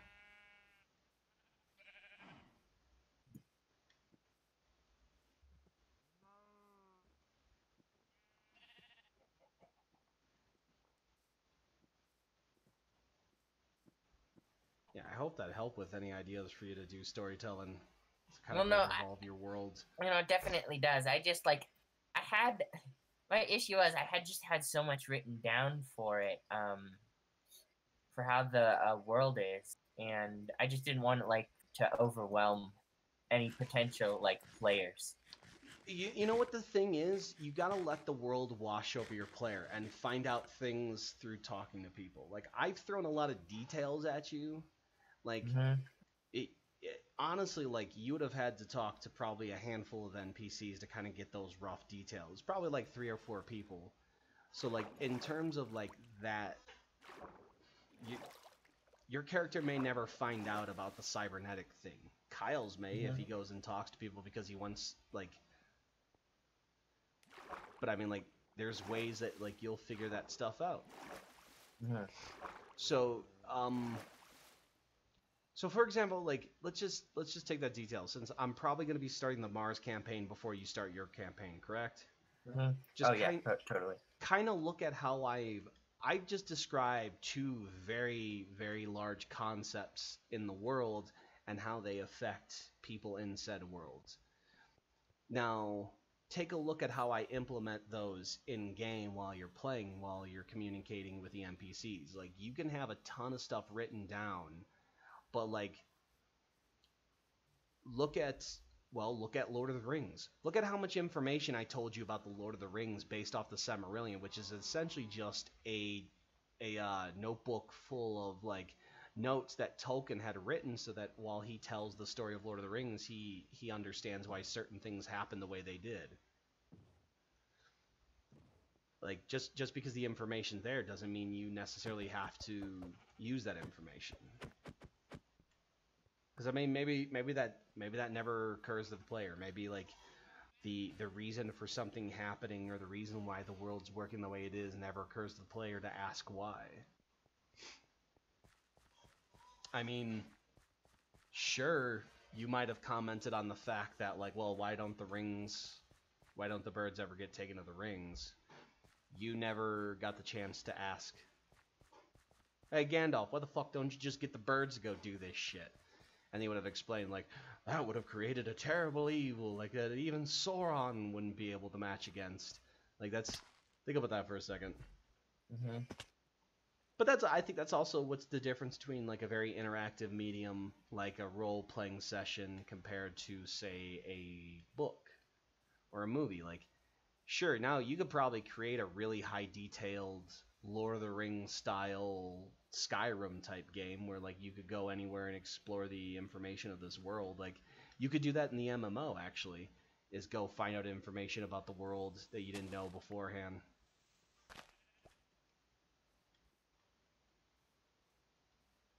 Where did I put my boat? I always leave the house with 2 now. Or at least you? enough wood to build a boat.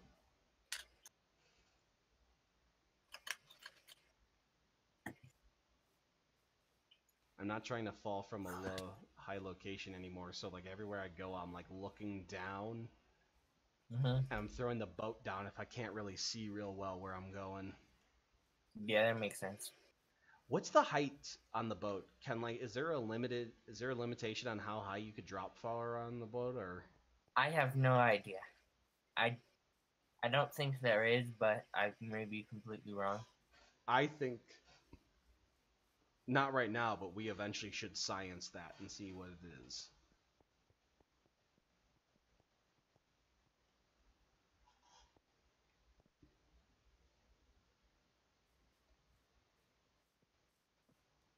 I just found a boat sitting in the middle of nowhere. Could have been one that we left behind. Yeah. And remember, Nick ran into weird directions too for a little while. He was just kind of going wherever he felt like. Yeah, he did go pretty far. But thanks for the help with the world building. I'll definitely be writing stuff. And, like, I think I'm going to have a bunch of stuff going on in the background. But, like, for the players, I'll just give them, like, a quick overview of, like, the races and stuff, you know? Well, like, okay, so the information I've already given you is basically what I'm going to give you, and let you kind of discover the worlds as you can at your own pace. Because, like, I feel the best worlds should draw the player in. Like, I really created a world that's, like, trying to placate certain parts of your brain to go, like, the idea of, like, oh, like, so if we go in this direction... this is just a little map, not a big map. Oh. Well, there's paper there. You can expand it. Paper where? Did you take paper with you, like I said? Oh, no. That's okay. Well, if you just bring it back, we can expand Make it when we bring it, yeah, and then just explore it later. Yeah.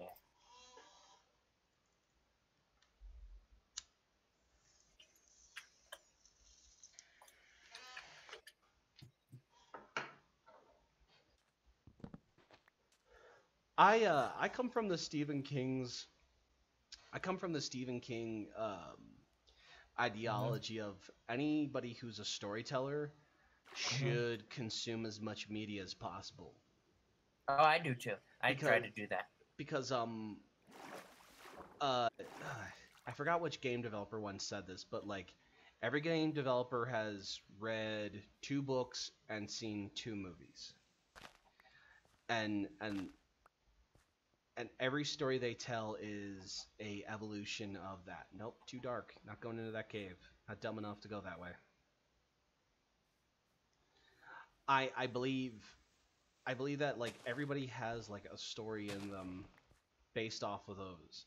And I think a lot of people tend to get so hung up on like, oh well, we've seen this before. I don't care how new and unique it is. We've seen it before.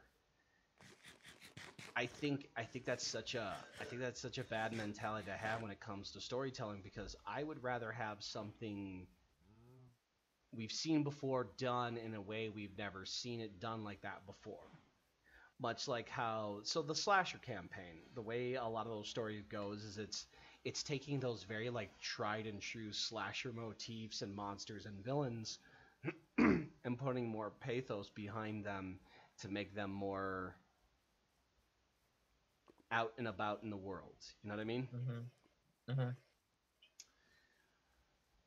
It in that sense, be very open and okay with the fact that like if you created something and you want to base it off of, so like the way you were talking about it is it sounds like Eldritch horror in D&D. Like that's Yeah. wear that on your sleeve. Make look at fucking the Cthulhu mythology, and I forgot the guy's name who wrote Cthulhu. Lovecraft. Yes, H.P. Lovecraft. Hate boat. How I remember it. The opposite of Lovecraft is a hate boat. I hate you. Hate boat. Boat. So look at how he wrote his world. Like how would Lovecraft have written Lord of the Rings? Like tell me that. Like that's what it sounds like you just described, is like Lovecraft writing Lord of the Rings. Guess so. Well, like the villains are very kind of monstrous, and I don't know. I don't want to spoil it too much. I don't care. I've made all of my villains so far in this world, like there's such a wide ranging degree of like greedy, stupid, angry, and just plain mean. Like I made this like hodgepodge of all these villains that like have all these different motives, and they work so well together at this moment because like they all benefit one way or another from each other. And so like I think I might have already given too much away, honestly, from what I've said about the villains. But like you gotta understand, like there's all these like wide degree of personality traits that like just playing it one way, like for example, like if Carlos just plays it like he's been playing his character, like well whatever, I'll just like do better next time, or I'll regrow that, or I'll buy a new one when I get a chance. Like there's villains that will exploit that mentality to everything they got. Like think about that for a second. Like there's villains that are going to like be able to exploit you, and you're going to have to be able to see that for what it is. And there's certain people who are going to be in that power of hierarchy because they need to be, not because they're a villain. So like you're gonna For my particular campaign, I have a feeling that like if Carlos plays the way he's been playing, he's going to have like a bit of a difficult time, if that makes sense. Because one of the things I kind of want to like sell the horror is I'm making it so that combat, like you can't just go, okay, so that guy stabbed me, but because of D&D logic, I'm fine. You can't just go like, I'm fine, everything's fine. Like the idea is if like let's say you fight some random guy with a hammer. The random guy with a hammer hits you in the knee with your hammer. You're gonna have reduced movement speed for the rest of the game. Or something like that. See, making the combat way more realistic I like that. Cuz you have to think about your combat. You have to think about so like I don't want people to be able to just like walk into fights and say I punched that guy, and like they get into a big fight and like they lose almost all their health and they're just fine because they get healed up afterwards. I want them to like I want one of the things to sell like the hopelessness of the situation to be like whenever they take damage, it's really like it takes them a while to get over it, like weeks. But at the same time, one of the things I'm trying to sell is you only have a certain amount of time to kill the villain. And so you're doing very much like Call of Cthulhu then, I'm guessing, because like well, almost all Cthulhu. Okay, so like a lot of the Cthulhu games, like the Arkham Horror or Call of Cthulhu, have a time limit. Like if you're not like actively pressing forward, you could like potentially like lose the game. Whereas like my world's reactive. It's not active, it's reactive. How you guys approach it is how it's going to change. The world isn't going to keep rolling on in that sense. Like you're talking about a system that has found a groove and it's staying that groove. Nothing's going to change it. So it's always going to be more or less static because that's how they make money. How are you going to disrupt the machine is like ultimately the end. So there's not really a time scale per se as there is there's not really a time scale per se as is you need to like figure out how you are going to affect the world, because how you affect the world affects how the world evolves and changes every time you hit it. That's why I'd said like I'm going to do a little bit of hand holding to kind of like go no, don't go that direction, because if you do you could really screw yourself over. So but at the same time, I'm going to leave the option so that you could potentially do it if you want to.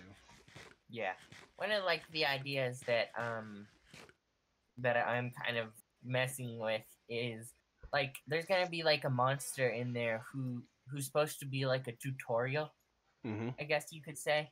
And I don't really want to reveal what he is, because part of like my process for these monsters is that like when you encounter them, you're just gonna be like, okay, how the heck is that thing possible? And so like for me, there's a kind of I want there to be like an atmosphere of like hopelessness. You might want to take a little bit off of the slasher campaign and use mental stress. No, because... I am, but okay. I actually already have, but I have something, but like, unlike the slasher campaign, you won't be able to tell what your own stress is. Like, I'm gonna tell you things, like, at certain points, you're gonna keep it. I'm gonna tell you, like, you can feel your heart, like, racing inside your chest harder than it's ever been. But you know what's funny about that? So the fame and infamy system that I have put into the game, in my system, you're not going to know what it is. I'm going to know.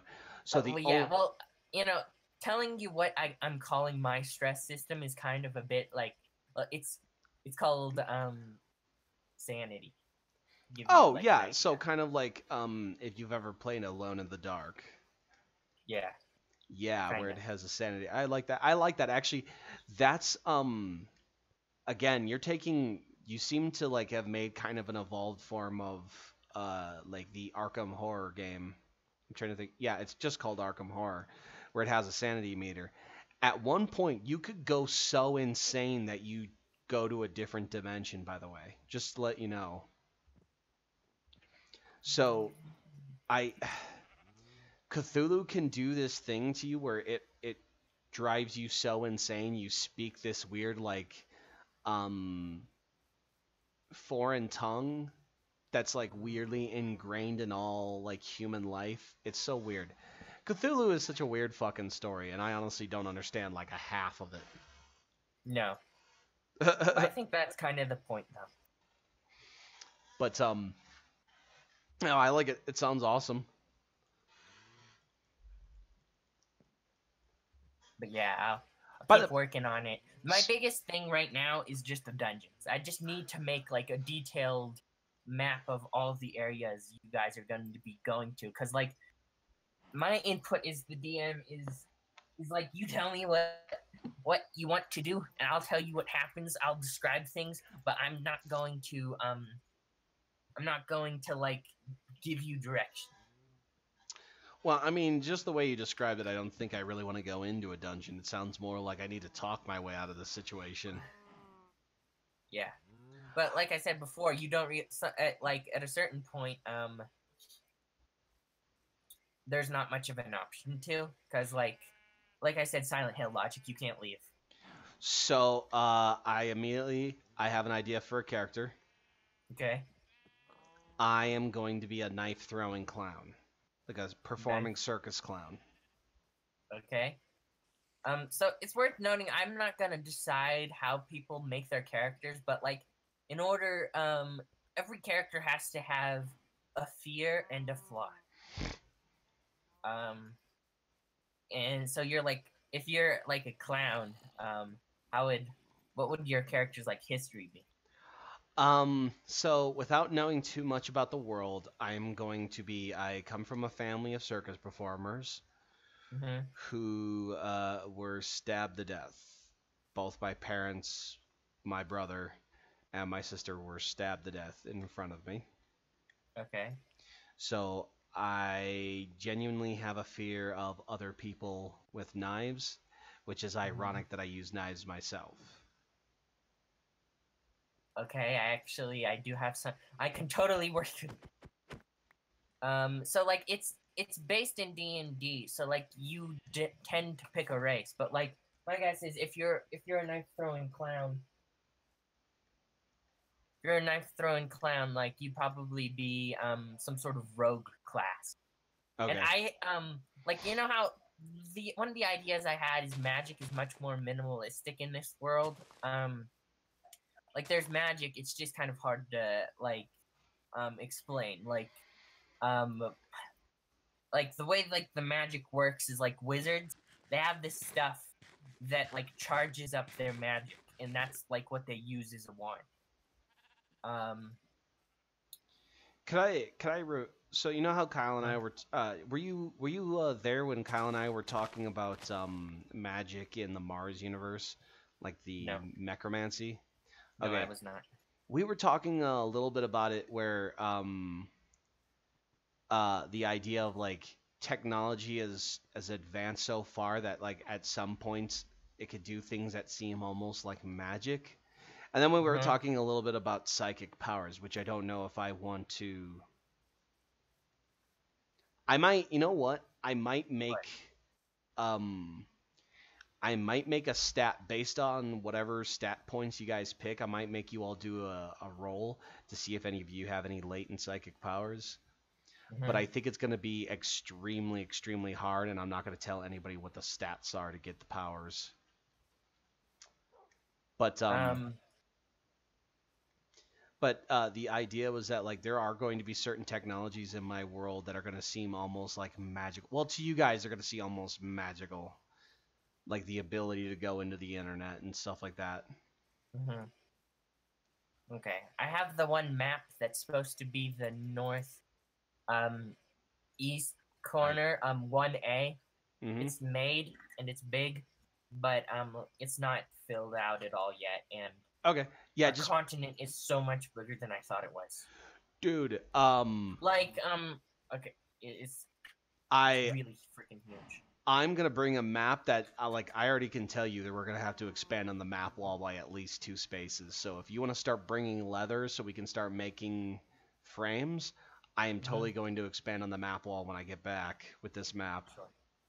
So, actually, one of the things I wanted to do, and I'm really glad you like brought up like a character, is I wanted to build like certain towns in the world. I didn't want them to be like I've already made them. I wanted kind of like players to come up with a bit of like the backstory for some parts of the world. Ooh, can I make a suggestion then? And I want to base it kind of off of a real city. So there's again, I'm gonna maybe not a real city, but I'm gonna base it off this one of these stories. I remember seeing one of these like extra style like tabloid stories. I don't know if you ever know about those weird like tabloid daytime shows like extra or stuff like that. So they'd Mhm. often do these weird stories of like these weird kind of things. They talked about this town that was about like carnival performers. It was in like Florida. It was like basically like this trailer town where a bunch of performers and stuff like that would live. And like it Mhm. was the idea it was kind of like the same place where there's this notorious killer or like this real brutal like sideshow attraction guy. He was known as being like the Flipper Boy, Mhm. and he he lived in basically like one of these trailer parks that was like a performers town, and I just imagine like that's where I kind of come from, and it's this like seedy backwoods kind of like everyone deals in like drugs and shit like that, and like while performers go there to live, like a lot of like drug and crime goes on there too. So it's kind of like a shitty little like shithole city that's like all like thieves and performers and stuff like that, and like Mhm. because I'm basing it on like a real town in America, or at least a town that was supposedly real in America on like the tabloid like journalism TV show when I was a kid. Mhm. Remember, this is also the website that like, or this was a website. This was long before the internet. This is where you got those weird like fucking news articles from before the internet kind of popped up. Back in the Mhm. 90s. Back in the year 1990. So like with this character, is it like something concrete you have an idea for, No, or while you were describing it, I was originally getting this idea of like, so I wanted this character who kind of was like a ranged character, and I thought, Mhm. oh well, I kind of want a character who's more about like trying to talk his way out, and if I kind of want this like not shy, but I want this kind of like more meeker guy who has like he has th- a very dangerous skill, but he's also kind of a meek person. this may help like with character building. Like the idea you're going to this town because you've been asked to go there, but like the idea is if you go there and do the stuff, the people who sent you promise like a large amount of money, but it's like a task that not very many people want to take on. So like my idea is like these people, the people like the characters are in some sort of desperation in order to go there. Like they're So I desperate for need a money lot or of something. money. Yeah. So I don't know if that would help with the character at all, but Well, it might be useful. I didn't get a lot of money performing, and I need money to feed my family, so I'm It in makes sense. I'm in debt, and I need to pay off that debt somehow. Hmm. I mean, like I'm in the I'm gonna lose the farm kind of debt, or the I'm gonna lose the shack kind of debt. From like what, gambling? No, no, it's just the I'm so poor that like I'm behind on payments and stuff like that, and like in the end, like this is literally just going to get me a couple of days down the road. That's how So that if you, character would be played. So yeah. like I don't know why. So I'm very much playing him. So I'm playing him like a very Western kind of character. I'm doing this Hmm. character who's like not Western. Sorry, I'm gonna do this very 70s kind of like crime character who's like in in the end. Even if he comes out of this alive, it's not the end of his woes. It's just the end of his woes for now.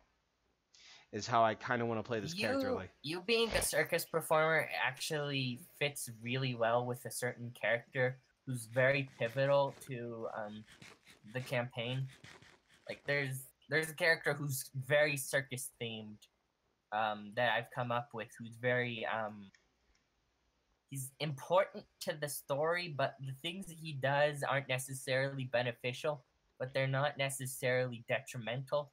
He's just kind of doing stuff, if that makes sense. yeah, and I kind of know. I have an idea on where the character's gonna go from where he's at because it depending on how which way there's two ways the character can go.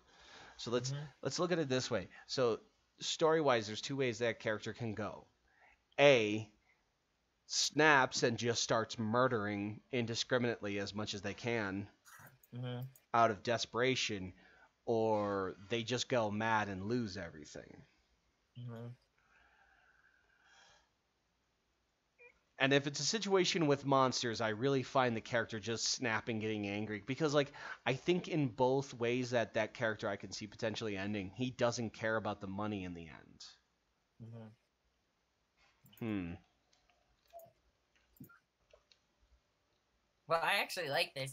It's exciting to have like a first like character to like get an idea and just like work on it with people. But like I said, we still have Kyle's campaign to finish, and that's gonna be some finale if if what I think's going down, he's going down.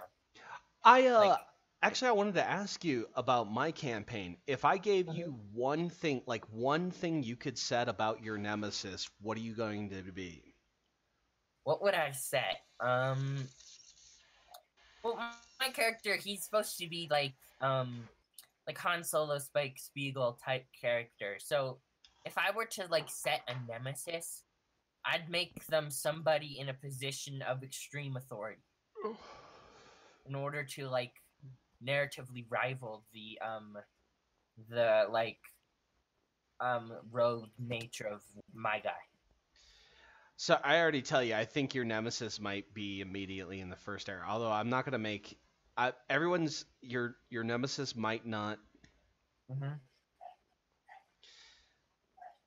I'm very open about who your nemesis will be because like I'm projecting his as like in in action movies like the characters immediately know like there's always a moment where they just look at each other and they know okay this guy is going to be trouble for me. Mm-hmm. And I'm gonna kind of do that for everybody in this situation where like they look at somebody and it's like, okay, this person's going to be trouble for me. Mm-hmm. And so like for example in my Gotham campaign, like when I made the Riddler as Kyle's nemesis, like Mm-hmm. I I literally played like the Riddler to a T because Kyle looked at him and goes and oh I just literally ran well past where I needed to stop at. Kyle said, yeah, he treated the Riddler as like, no, you're not a nemesis. You're just another body I have to roll over. And Kyle played it really to the T because that villain it got under his skin so much. Like he tried his hardest to mess with him, but Kyle was so good at problem solving and I don't and like I will fully admit I put some traps that I thought were like really fucking ingenious for Kyle to the point like I was so surprised that he had figured out some of the things to do. Like one of them was like he literally lit the area on fire because he figured out that like only his perception was being messed with, not the actual like geography. So he basically like set the area on fire so that he could figure out where he was by the heat because that was the only thing that like he couldn't affect. Plus, it was also affecting the Riddler in a negative way. But making your guys as nemesis like immediately, this also gives the option of like if you guys kill your nemesis, someone else worse is going to come along. It's like an action movie. It's like look at Rocky. Look at how Rocky Mm-hmm. dealt with his nemesis. Mm-hmm. He befriended him. He befriended Apollo Creed. Like he was buddies with Apollo Creed. He got revenge for Apollo Creed, man. So like there's different ways you can approach your nemesis and deal with that situation. Like it may be as simple as you befriending them. It might be as simple as like you just killing them. Or that might make things just worse for you, which I mean, let's be serious. If I'm basing it off action movies, it's going to be the latter. Things are just Mm-hmm. going to get harder as you like start dealing with your villains. Much like a action movie, you have to constantly ramp up the stakes. So this is also kind of a game for you too then at that point is like Mm-hmm. if you try to deal with too big of a threat too early on, you could potentially screw yourselves over in terms of how difficult everyone is, which could potentially like then start steamrolling you. But if you take things too early, you might not learn too much. Much like Rocky. Holy shoot, I just came up with a name for my character. It's kind of corny, but I think it might fit if this is an action movie. Okay, hold up. Don't tell me. Write it down, save it. Maybe Okay. tell the other players, but don't tell me. I wanna get this down. I want to get it like when everyone's kind of giving their action name. Mm-hmm. But another thing. So the title of the campaign is going to be the name of your mercenary group. I don't know, like, when you ask me, I go for like really corny names because I'm a JoJo's Bizarre Adventure guy. Here's what I'm gonna do. So this Saturday when we do the rest of the slasher campaign, it might be over fairly quick. So I'm probably gonna be bringing all the stuff for the Mars campaign to. You guys could have done it on Saturday because my character's like, even if I can't come, I'm basically dead. So here's the problem with that. Like I'm going to tell you this, like in horror movies the characters who are like pretty fucked up tend to be the ones who do the biggest impact and you never know. Like yes, like so for example, okay, the tutorial campaign, like look at Kyle. Kyle just immediately went nuts and started screaming. Like at any moment, like someone could go bug nuts.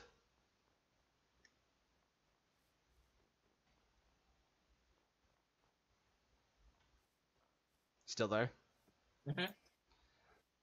But anyway, like yeah, I wasn't part of the tutorial campaign, so I didn't know what happened. But like I said, I'm looking forward to seeing the rest of the way these campaigns like turn out, because like nobody ever does what you expect they're gonna do. No. If you get my drift, like the reason when I started my first campaign as a dungeon master, like it just got to the point where I had like I kind of made the story so that like I was prepared for like things that like I had no idea were gonna happen. I like set up these impossible to kill bosses, and without fail, every single time somebody figured out some sort of exploit to kill it. Well, that's the thing. I always love the idea of like anybody who says unkillable hasn't met Kyle, because like and that's totally like what happened. Like even random encounters like supposed to be skirmishes ended up being like really memorable because like at one point Kyle, like there were these two bad guys, villainous cultists. They were fighting, and Kyle and like there was like a guy and a girl, and Kyle was like, "You two make a good couple. Let's see if you look good together." He picks them up and smashes their heads together so hard that they almost merge because their skulls were so broken.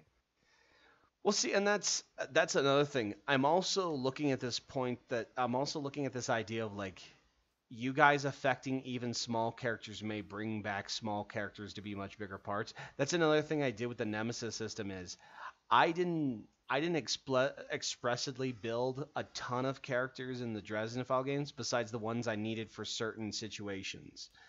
And then I left certain characters like, well, I kind of need this character to do this.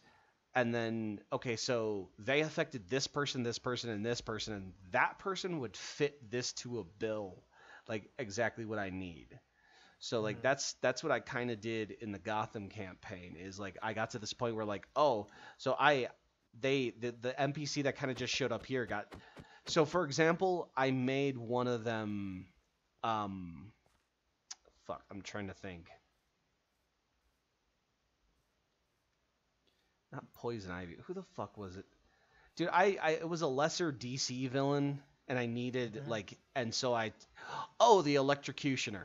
So they basically like fucked over this dude, and the electrocutioner is this guy who has like shock gauntlets, and he fights like he's a stupid villain. Let me just put it that way. He's kind of a stupid villain.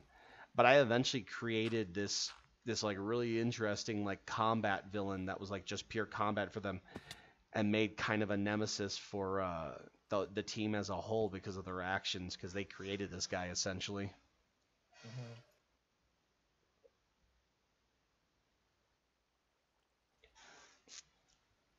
Yeah, it is just snowing like crazy out there. I mean, it's only like, God, I don't think it's gonna get over 4 inches, but that's still enough to make everyone go bug nuts here. Yeah, it is. Here we've got like my dad said there was like 20 inches already, and it's been coming down pretty hard for a while now. So my guess is like right now there's probably more like 2 feet.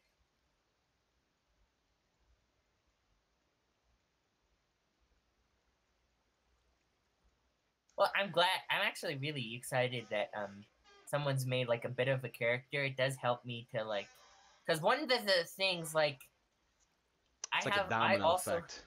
yeah, I also have a nemesis system in place, but I need like I need characters in order to make like villains to fight, you know? I need Yeah, somebody to base it on. you need a good you need that force that they're going to come up against, um, kind of like rumbling in the background. I always like that. I like that idea of when you were talking about Goblin Slayer yesterday, that our Mhm. characters essentially have no impact whatsoever on the main story of like the world. Like the Lord of the Rings is going on in the back. I keep going back to Lord of the Rings. I don't know why, but essentially Lord of the Rings is going on in the background while these characters are just doing their own thing, living their own lives. Yeah, I've always been a fan of that idea too. Um, so like for this character, would it be like a meek character, or you said like someone who's like afraid of things, right? I was gonna say he's more afraid of people. Like he doesn't want to. He's constantly trying to like. I'm gonna put like stuff in charisma, so he's like constantly trying to like talk down combat. He's Hmm. afraid of like people wielding knives. That's like one of the things that kind of gets to him. Yeah, I did say kind of meek, but I think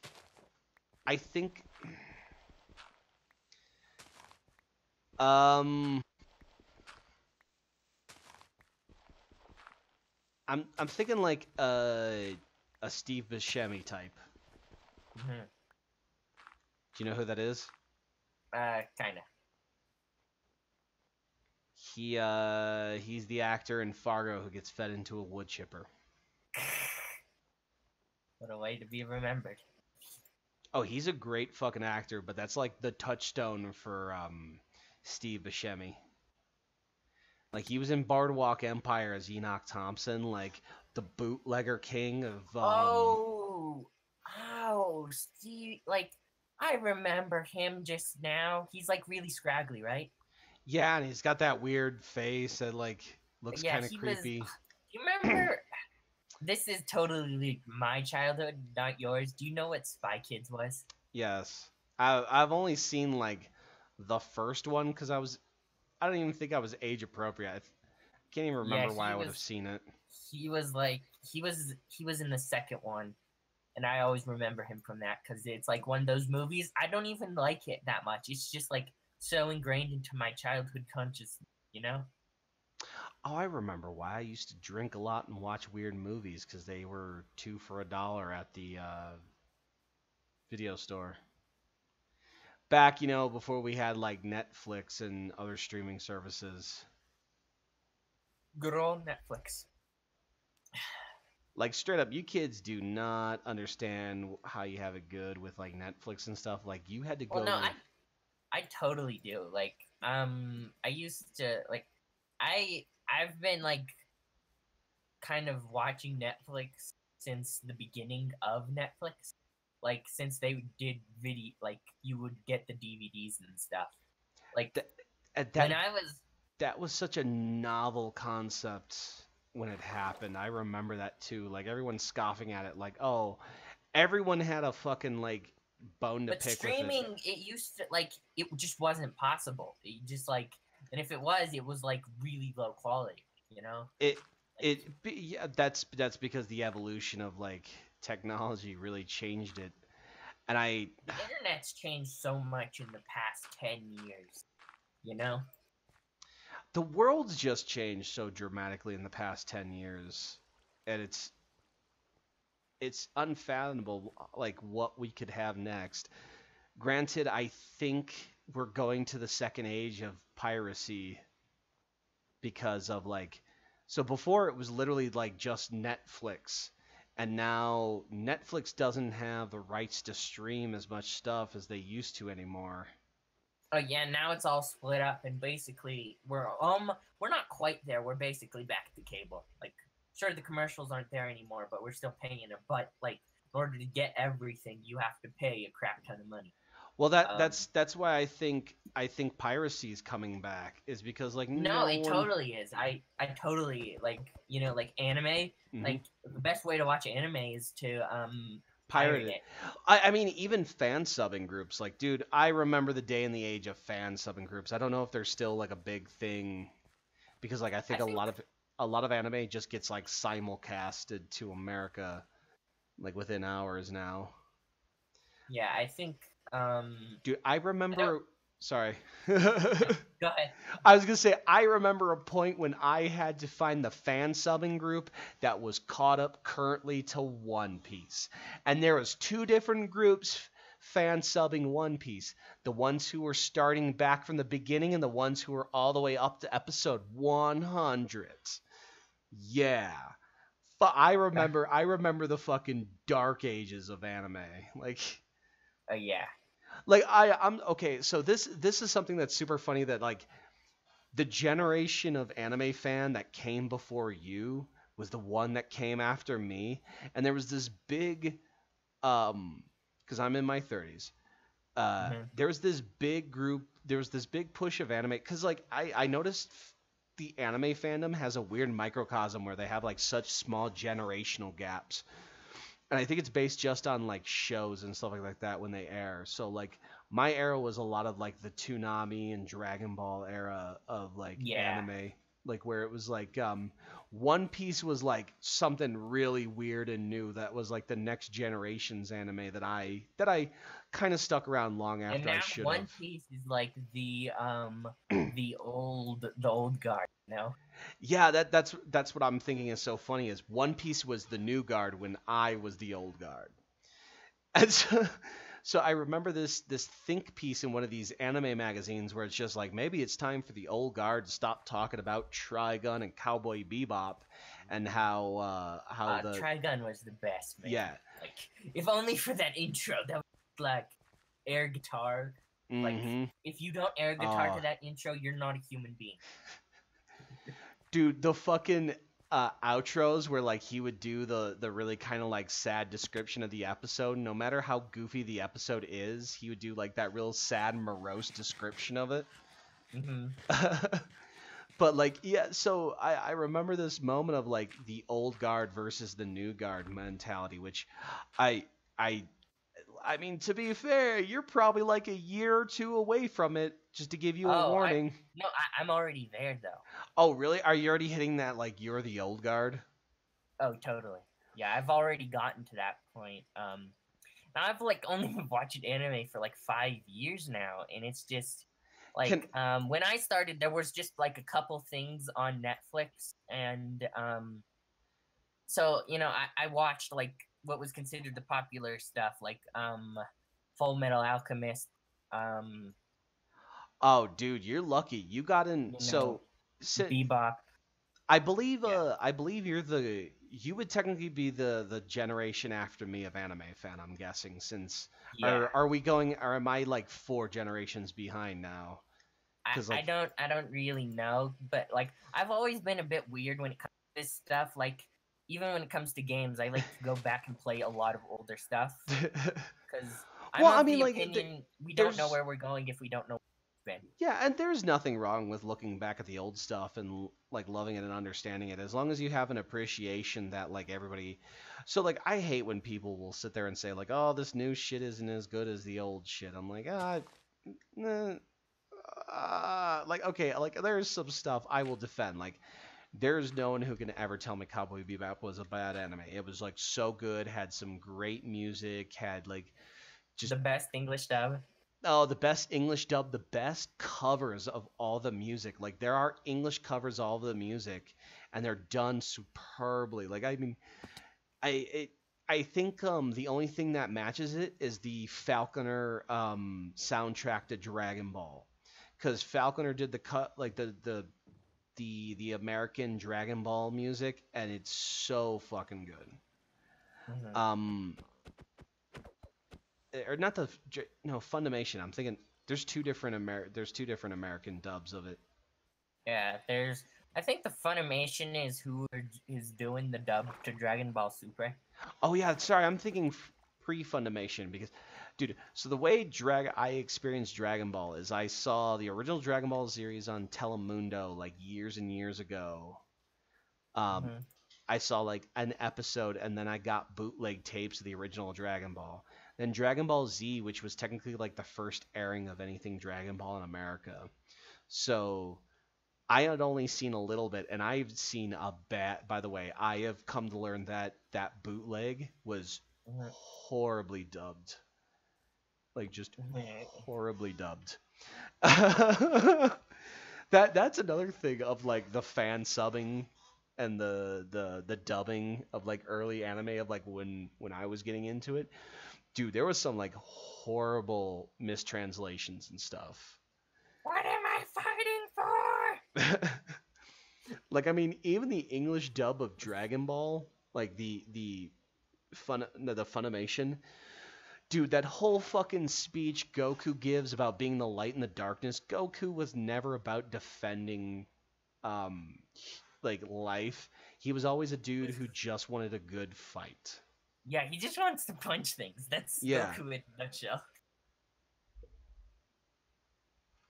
But yeah, like I said, I'm like in a somewhat weird period because I started watching anime before there were tons and tons of simulcasts.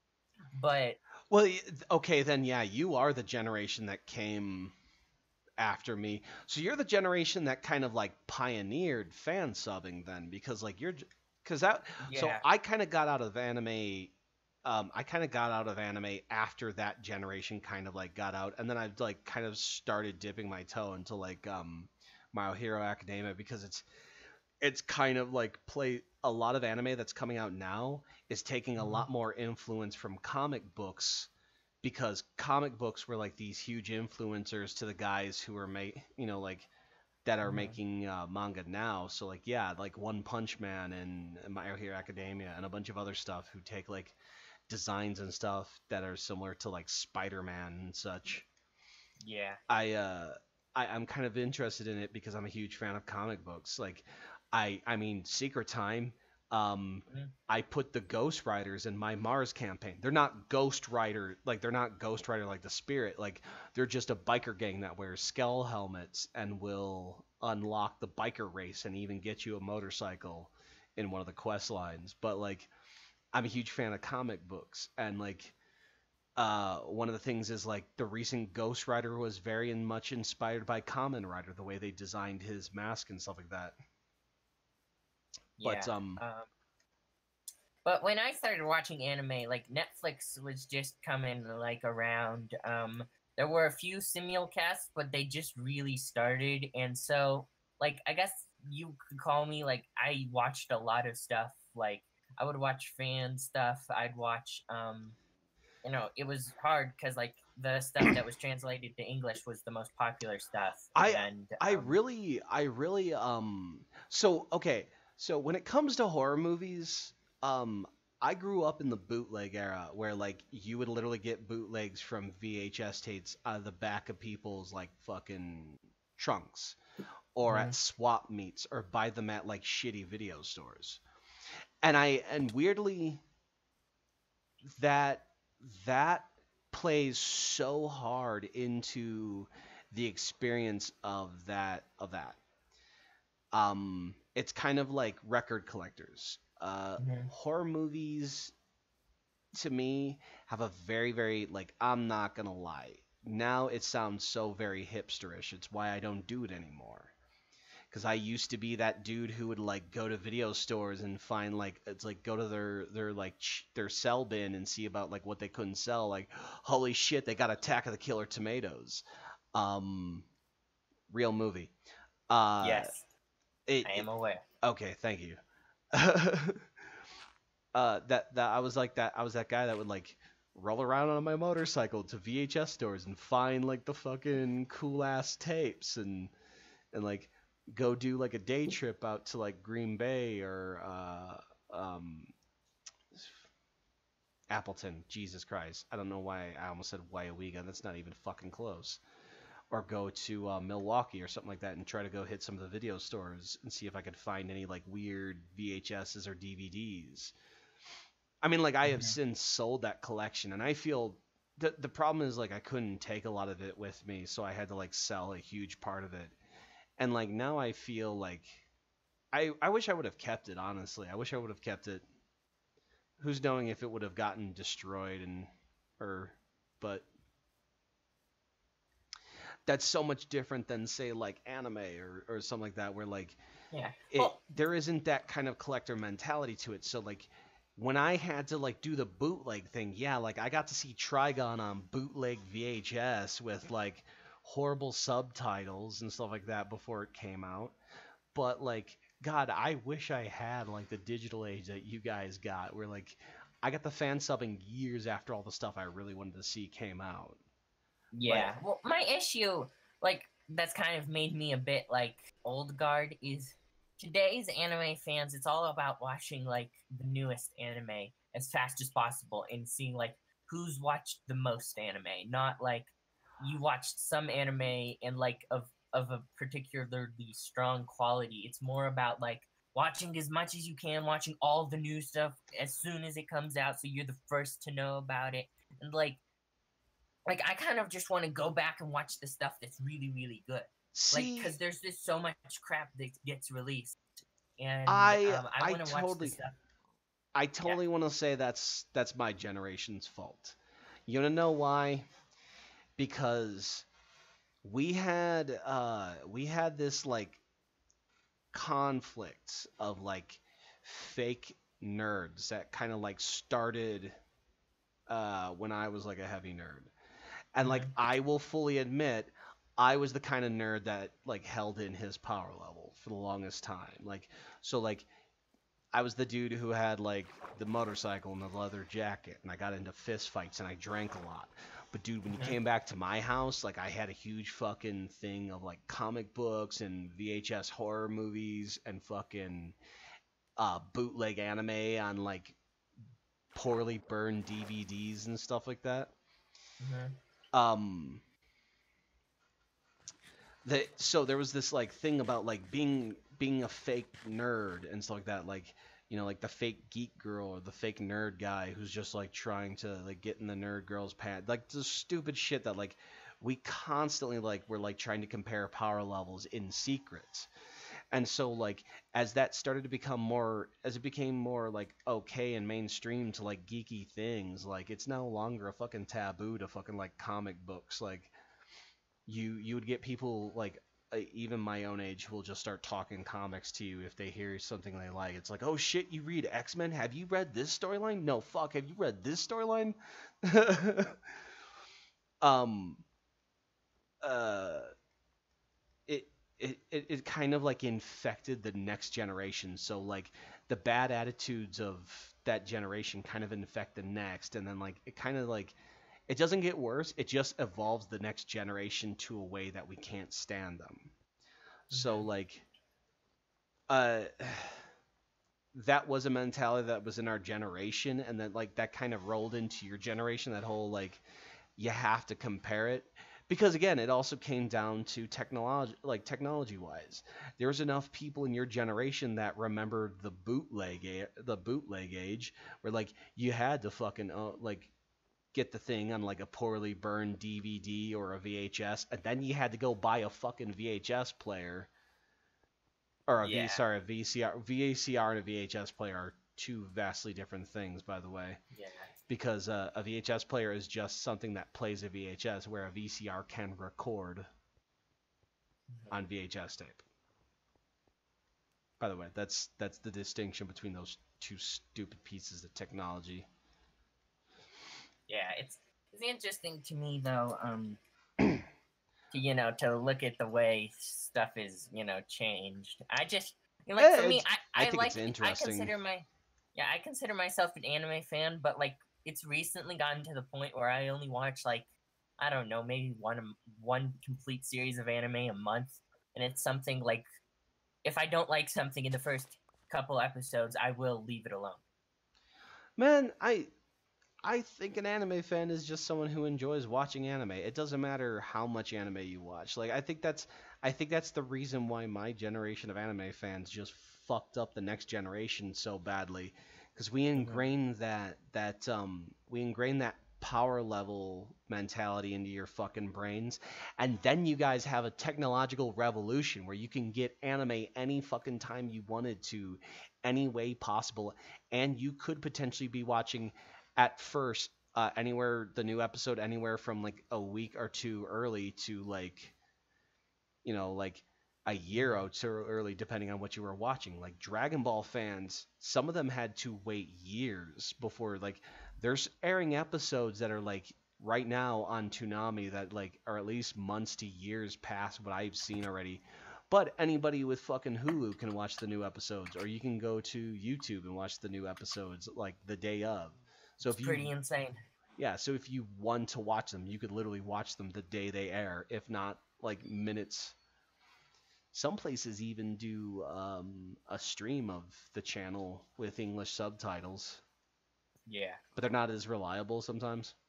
Yeah, but like I said, one of the things about me is like I always end up in like the border generations, like between like two generations. Like for me, I started watching anime like when streaming services started carrying it, but at the very beginning. So I was like somewhere in the middle where they only had the very, very popular stuff. So check it. 80s horror is a huge loving tribute to 50s horror cinema. To a T. It's nothing new that enjoying the old or having this affinity and love for the old stuff that comes before. That's not something new. It's something that just like makes you a fan of media. I think everyone has that. Every group has that in some way, shape, or form. I think it's a generational thing, because like horror fans don't do that now. Horror fans don't, like, horror creators aren't making stuff that's loving tributes to the old stuff, besides maybe like Adam Green or Joe Lynch and stuff like that. Go to bed. Yeah.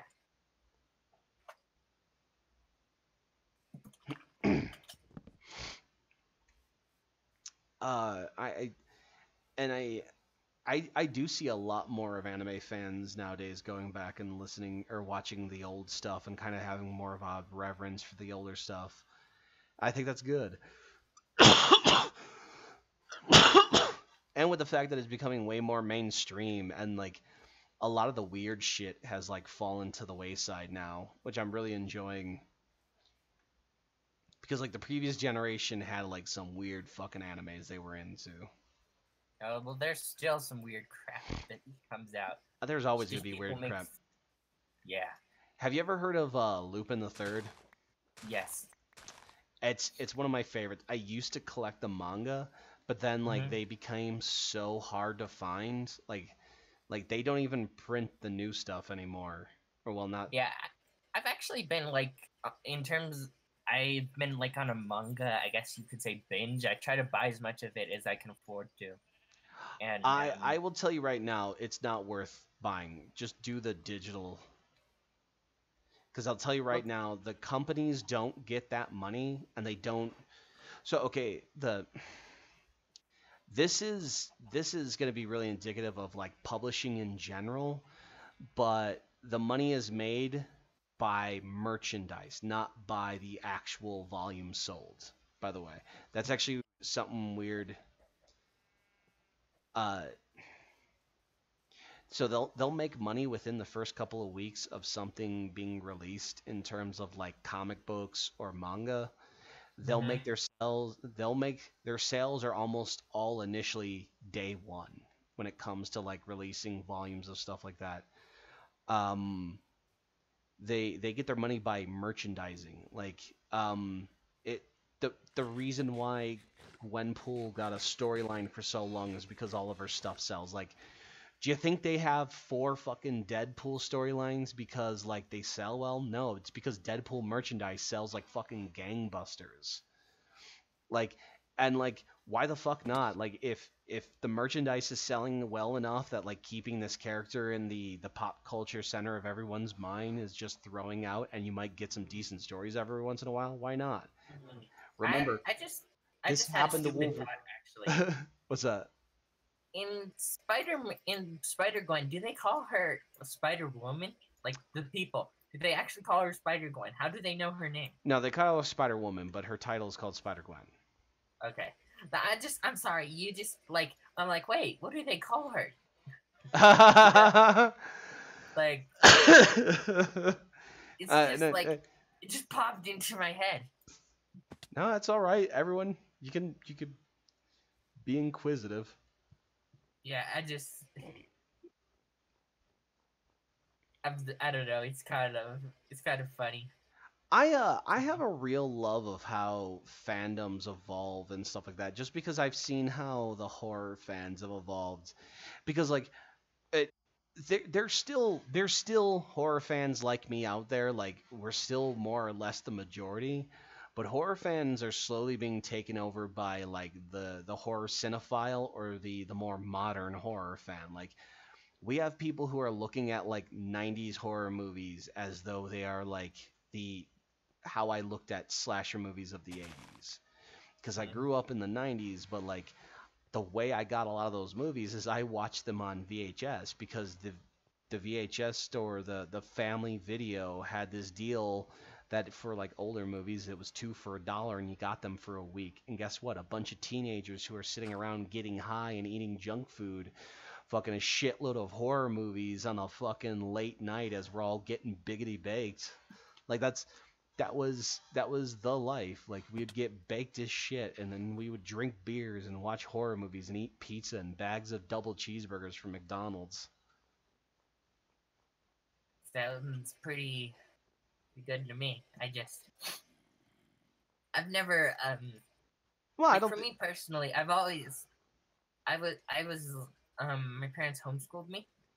So, you know, my first like and we homeschooled cuz like we moved around like a lot, like from when I was like 8 to like Well, I was gonna 14. say you guys don't even really. You wouldn't have even had that chance for that kind of thing, um, Mhm. because like the way the system started evolving and changing, you don't have there.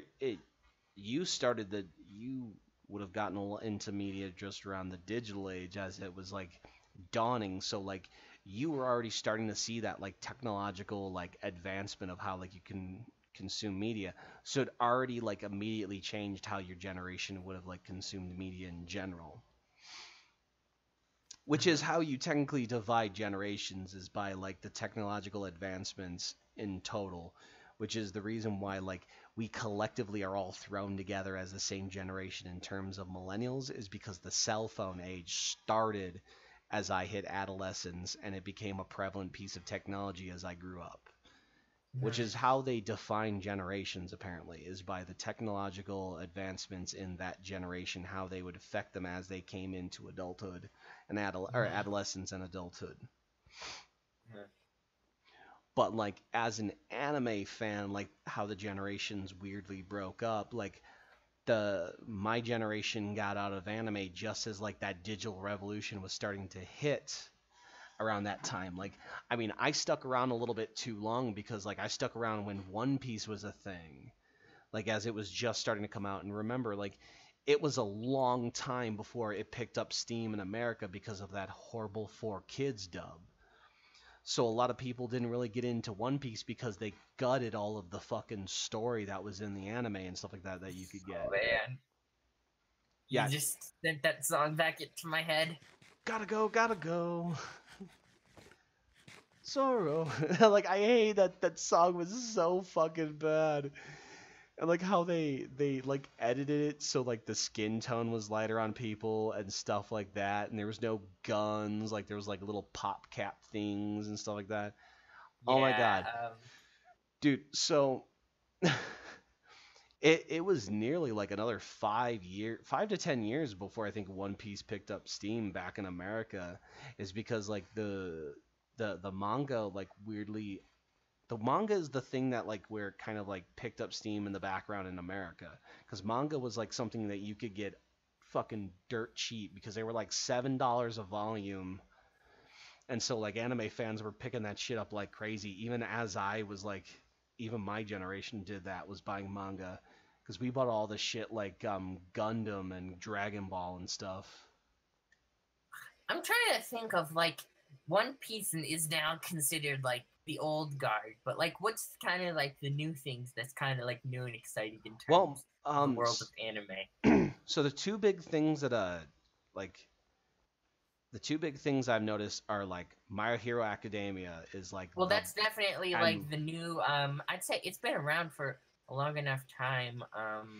well, it's okay. So it's starting to pick up steam. So the way you have to gauge it is this: is like there's several layers of anime fan. Like you have the one that's like super hardcore, the one that's like, nose to the ground, pirates episodes, like gets the fan dubs, have a bunch of these like websites that like where they watch anime that like hasn't even come to Hulu yet. And then you have more of like the mainstream stuff, like so the My Hero Academia manga was like really hardcore for the longest time, and then as it became, because literally first episode aired on Hulu the same day it aired in Japan. So then you had people who weren't fans who were like starting to get in there. Like and I didn't even get into the manga until like a season after it aired here in America, honestly. Like I didn't even start watching My Hero Academia until like 5 episodes into it airing because I wasn't aware of it. I was totally into One Punch Man. I've as the One Punch. Yeah, One Punch Man's been like a really big show for me too. I Like, got in. I've read that, all the episode manga. 1. I read the stupid web comic. Are you caught up on the manga right now? Yes. So you've seen the stuff with Child Emperor? Yeah. Yeah. And I'm even caught up like on the. I read the entirety of like the guy who writes it. He made it. It was originally this really poorly drawn web comic as well. And I've like read even that. Well, he's keeping the webcomic going apparently because he's using it as a rough outline of like what, it's not too far ahead of the manga. Like it's honestly like pretty close to like the manga right now, because like the manga is making more money and merchandising, and he's making a ton of money off merchandising, which is, it's such a weird story because I don't even know if you can consider it it became so big as a webcomic, and he was making so much money off of that, is like why it got so much interest. And then when the anime aired in America, like interest for it like skyrocketed because it was like, it's a parody of everything everyone liked, and it had mainstream appeal too. And so like it's one of those things where like it's almost like Dragon Ball for my generation. Let me put it this way. So Dragon Ball was very similar to One Punch Man, whereas like, so like it was wildly popular. Most people only watched the anime. Some people read the manga, and the people who read the manga were like the more hardcore. The people who just watched the anime, like you were just lighter fans. The mark of a deep hardcore guy was the ones who like got like specific dub of Dragon Ball that got all the perfect details down packed, which again, I only saw a little bit of the beginning a long time ago on Telemundo, and then I got a poorly dubbed like I don't even want to say it was like the first season. If I remember, yeah, he doesn't even deal with Pilaf. He doesn't even turn into Ozaru if you've ever seen Dragon Ball at that point. I think it was Oh, just you mean like the monkey? yeah. He I think the original dub that I saw was like the like poorly subtitled or dubbed was like up to the point where like he meets Yamcha. Mm-hmm. So like I just Have you waited. returned from your quest? Not yet. Dude, there is a lot of land I'm covering. And so like I was doing 2 maps, and so like I'm probably just going to complete this landmass and then I'm going to bring the map back. Dude, this is taking way longer than I thought it would. Yeah. I'm gonna keep working on the The village. dock. Yeah.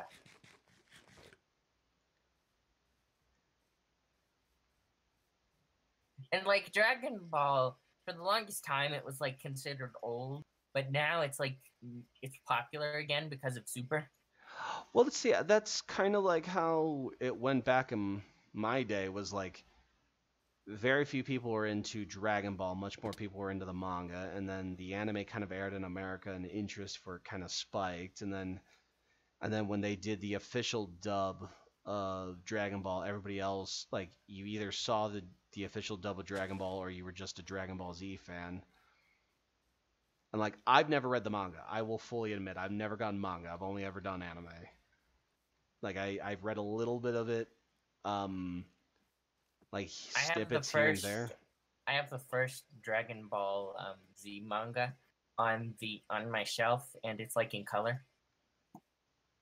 It's really nice, actually. Some people are mad. Like there's actually just a little bit on the Reddit. It's like it's minor on the Reddit, but it is huge on 4chan, which now 4chan, like let's talk about generations on 4chan. That's like a microcosm of like what happened to the anime fans. Or like to the anime fandom. Mm-hmm. I've never like participated in 4chan. Like they make the best memes, obviously. Sorry. But you know, they are agents of chaos that have shaped the landscape of media for both good and bad. And they have done some wonderful and crazy things. They've also done some very stupid and destructive things. Not to get too much into it, but like anybody who knows the thread might have kickstarted the whole flat Earth shit. That's just silly. I've always found it kind of humorous how somebody could believe that. Well, it was a joke. Like, it was a fucking joke. We were like, oh, I bet you there's people so stupid out there that they think the Earth is flat. And then the whole idea is like, okay, so in the thread I was in, like, this may not be, like, this just may be a thread that, like, coincidental happened at the same time. But the thread that we were in, we're talking about, like, yeah, if you formed a flat Earth society, like, you could literally, like, just yada yada pretty much anything and hand wave anything, going like, oh yeah, well, you're just saying that because like you had like, it's like, well, you have an idea of like, you know, that kind of stupid stuff. Like, you have an interest in keeping this going. Like, I didn't think like it would really happen. I didn't think the Flat Earth Society would like be real. I'm hoping for the day where like they tweet like, fuck, psych, gotcha. Like, I'm hoping for that day to happen. I don't think it's going to though. Yeah, it's that's one of the most insane things I've ever seen. It's just like I don't understand. Well, this thing I'm just like, you know what, internet? I don't understand. And you win this round, internet. You're insane. Go home. You're drunk. Like, I don't have concrete proof, but I really do believe they're the ones who started the anti-vaxxing movement. Yeah. I don't really have concrete proof, but I have seen threads where people were making jokes about it. Like, not for nothing, but like, dude, they were on the fucking precipice of the fappening, if you knew what that was. The what? It was this thing that happened where like a bunch of... No, I didn't hear. I didn't hear what you said. The fappening. Oh. It was fappening. It was when a bunch of celebrities' nudes got leaked because the cloud got hacked. Dude, there was threads dedicated to the archives of these pictures and like people discussing who had like the worst, the most disgusting, like who's the best looking, who's the worst looking, who gets the naughtiest when they think no one's looking, that kind of thing. Oh, it was insane. I remember that. It was so fucking weird. Yeah. 1 second. I have to use the bathroom.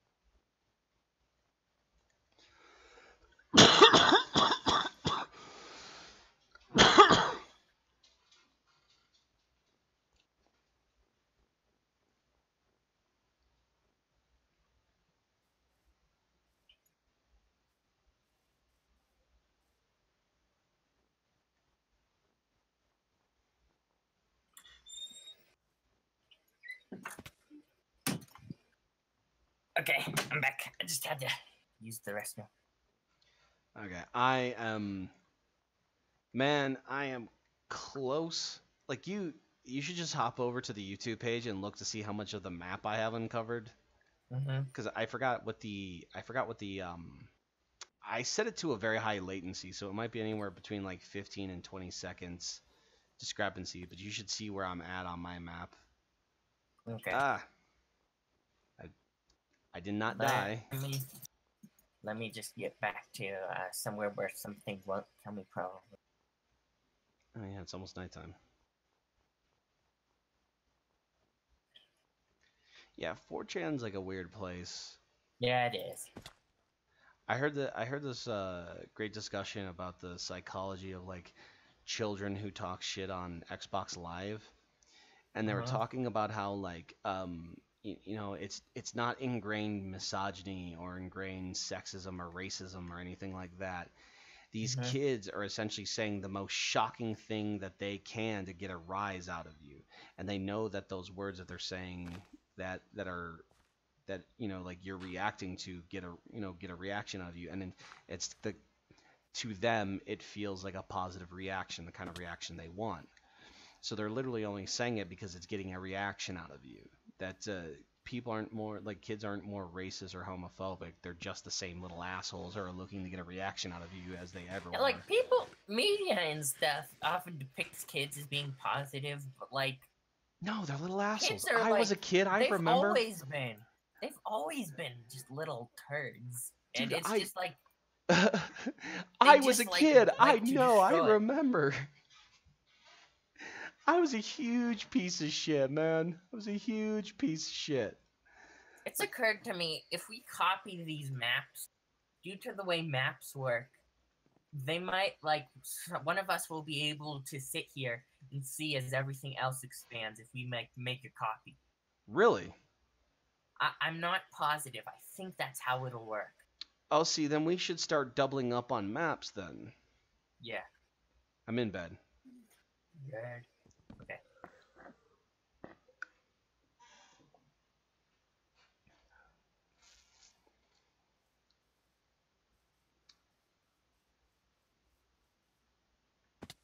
I was gonna say, because what I might do is I might throw down one of the maps of the seas that I've only half done so far, copy it down, and then take one and then go finish that up later, and then we can experiment. Because if that happens, then I mean, then we have copies at least. Yeah. Okay.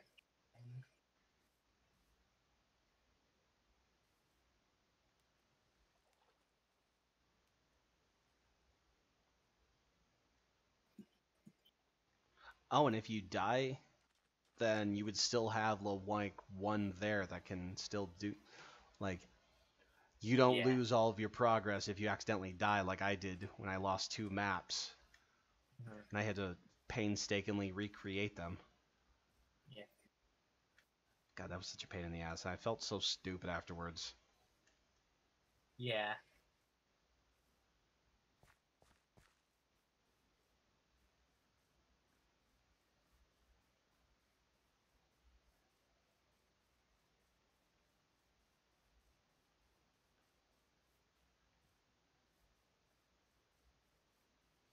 So if you think they ever tried to like do, have you ever read the Cowboy or the Trigun manga? A little bit. So do you think they're ever gonna try and do like just the straight manga of Trigun? Like they went back and they redid uh Full Full Metal Metal Alchemist, yeah. Yeah. I'd say, um, at some point, I think they will, but I'm not sure when.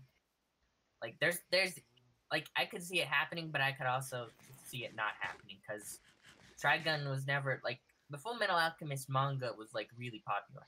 I was gonna say Trigun never really had the same reach. Trigun was always like more of a low like it had way more people behind it than say like Gungrave did, which was Uh-huh. the other creation of the guy who made Trigun.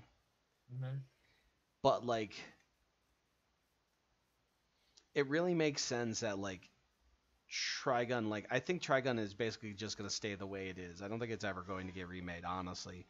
Like Yeah, they did that movie and it didn't really do too much. Like nobody even really knew it was. I mean, it's not like yeah, like if the movie had been super popular, I think they would have done it already. But like the matter of the fact is, the movie wasn't. It didn't do too well, and but I also think that's not only that. Like, I don't think. I think actually the movie was fine from like the people, like the animators' point. I think it was as good as it could have been. The people who really screwed it was the English dubbers. So the I don't think it's Trigun has a very like beloved like English dub, but they just and a bunch of the actors were willing to come back to do it. like Like the Johnny Yong Funimation Bosch, the dub. guy who did the voice Yeah, of Johnny Ezra. Young Bosch. He was the only actor who came back. The other ones wanted to come back, but the dubbing company was too cheap to hire them. That's actually that's a big thing in the dubbing community, or at least was. So like so this is like the modern age of like media when it comes to like people will put money towards directly towards creators and stuff. Like the guy who does Danny Phantom has his own YouTube page where he does animation and talks and stuff. Yeah. He actually does videos where he describes about like what happened, you know, for like that's the Nickelodeon generation, which I think you would have pretty much grown up with. I'm guessing, right? Oh, totally. Yeah, that is like that is my like my people to a T. That's like I watched Danny Phantom, Jimmy Neutron, SpongeBob, Fairly So Odd Parents. so SpongeBob, by the way, fucking props to the creator who recently passed away of SpongeBob. Oh yeah, totally. I was But like like I was kind of surprised more people didn't know about him dying because he was like such a visionary. remember he also left the show like years ago. Like Yeah, I know. And most it's never been the same since. I mean I It's not it's not been like they're still a good episode. It's just not been like as good. Like it doesn't have the same, I guess. There just aren't things that aren't as memorable as they were then. But I'm just kind of a SpongeBob purist, maybe. I remember SpongeBob when it first started airing.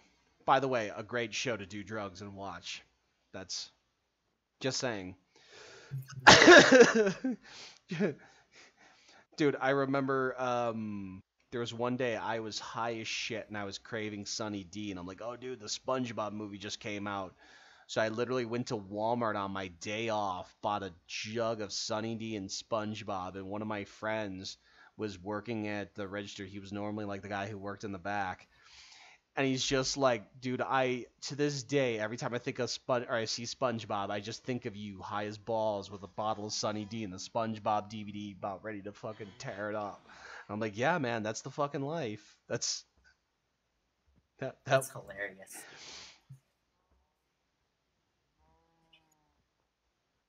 I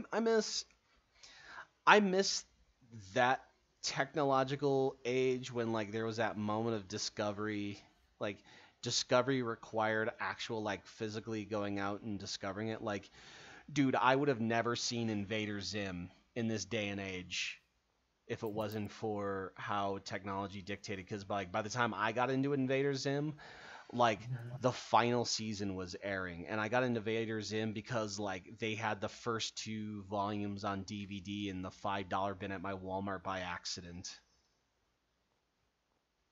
Yeah, it was. Vader Zim was an interesting show. I'm a huge fan of Joan Vasquez. I think a lot of his work is like Johnny the Homicidal Maniac is insane. But like, so I stopped paying attention to it, but like, are anime girls still as fucking insane as they were in my generation? What do you mean? Like, Yanderes? anime girls fall into like two categories. They're either the manic pixie dream girl or the fucking sociopath that's constantly talking about two male characters that are obviously fucking each other on the down low. Like, uh, it, Goku and Vegeta aren't blowing each other. Stop telling me this. Oh, you mean people who are into anime? Or Like, no, characters in the anime? like characters in the anime. Like they're really into like shipping characters together. That like they're the shipping community. Like that's like the majority of anime girls when I was into anime were like the shipping community. So you mean the girls in the anime, though, right? Yes, that are into anime, not like girls who are anime. Yeah, not the girls who are animated, the girls who are into anime. There's totally like the shippers. They're like worse. They just get worse all the time. It's kind of annoying. Yeah, they get worse all the time. There's more of them all the time. I don't understand it, cause like majority of them are heterosexual women. Like I don't get it. Please, I just don't get it, and it's gotten worse, which begs the question like, why do heterosexual women who are in anime want to see so many? Like, why do so many of them want to see dudes fuck each other? Like, and sometimes aggressively fuck each other. Like, I remember this one friend I had who was like really into the idea of like Goku raping Vegeta after Vegeta losing a fight. I just don't get it. Like I hate to say it, but they still exist, and they've gotten worse. Holy shit, I'm so surprised that they've gotten worse. And not only have they gotten worse, I think it's because the people who make the anime, they've realized those kinds of people, they can sell them to. So like now often they'll have like homoerotic subtext in everything. Oh, you could definitely see it in One Punch Man. He definitely fucking makes fun of it a lot. Especially since like all the male characters tend to be like prettier than the female characters. And like it's definitely more mainstream though. A bunch of people like that I knew, like I've only ever known like one girl who's been into it like IRL, like on the internet. Yeah, it's only been shippers. but I only ever knew like one girl who was into it IRL, and like I don't think she was like either of the two, but it's possible she was just hiding it from me because like she was Well, just somebody who was very proper. I'm not saying all of them either. Like let me get that out. I'm not saying all of them. I'm just saying like the vocal majority of like female anime fans when I was like my generation were like super hardcore shippers. Like and I was just hoping that it got better or at least changed. No, it's gotten worse, and they've started to infect like other communities as well, like video games and stuff. Anything with like a anime aesthetic. I think we just had a conversation about Castlevania the other day that pretty much confirmed this. Like seriously, Alucard does not want to fuck his own father. Please stop. Please stop. Dracula would not like lovingly force his son to suck his dick. Please stop this, guys. I am serious. I'm a Castlevania fan, and I am sad that like I don't even want to say a third. I want to say close to half of the Castlevania fans that I see talking about it all talk about like just parental rape. It's weird. Please stop. It's gotten to the point where there's actually a name for those people. And I try not to like associate with those parts of the community, but the person I knew in real life was just kind of your average person who just liked anime. And oh well, see, I think there's a lot more like just moderate people who are in the anime now than ever before, and because I think it's that's so mainstream now. Yeah, I'm talking about like the hardcore. Well, I mean the people who would refer to themselves as the new guard or the old guard. I'm guessing on the internet it's definitely worse. But in real life, I'm not sure I've seen anybody who's actually like that. Well, I think a lot more people are moderate than anything nowadays. No, holy crap. I just remembered something. I did meet one person on like the UNM campus once who was like that, and they were like I met somebody like that IRL, and they weren't somebody like they were really like like you kind of felt bad for them because it seemed like they didn't know how to act with people. Yeah, I know people like that. It's like, and I consider myself an awkward dork, and this person was like a little bit much for me. I always found it like the people I always found like that weirded me out were the ones that were like so outwardly expressive towards their like weird geekiness. Like you kind of like were embarrassed like as they started like especially so there was this girl in my hometown that was like the don't growl at me, bear, fuck you.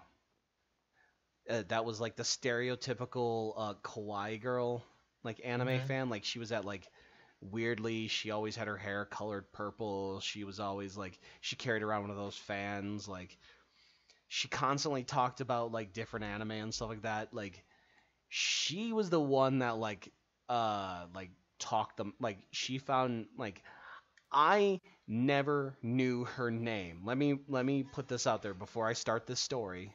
She was just weeaboo girl. I always called her like the kawaii chick because like that's how she always acted. She was very goofy, she was very awkward. Truthfully, I don't think she had a lot of friends because of her weird brash personality, and like I will firmly admit that I never even tried. But like she's the one who started talking about the Castlevania shipping when she heard me talking about Castlevania. She heard me talking about one of the Castlevania games that I was. Shoot. What? Sorry. You ain't blowing up my dock, you son of a gun. Oh, is there a creeper? Fuck his shit up. Motherfucker, get out of our town.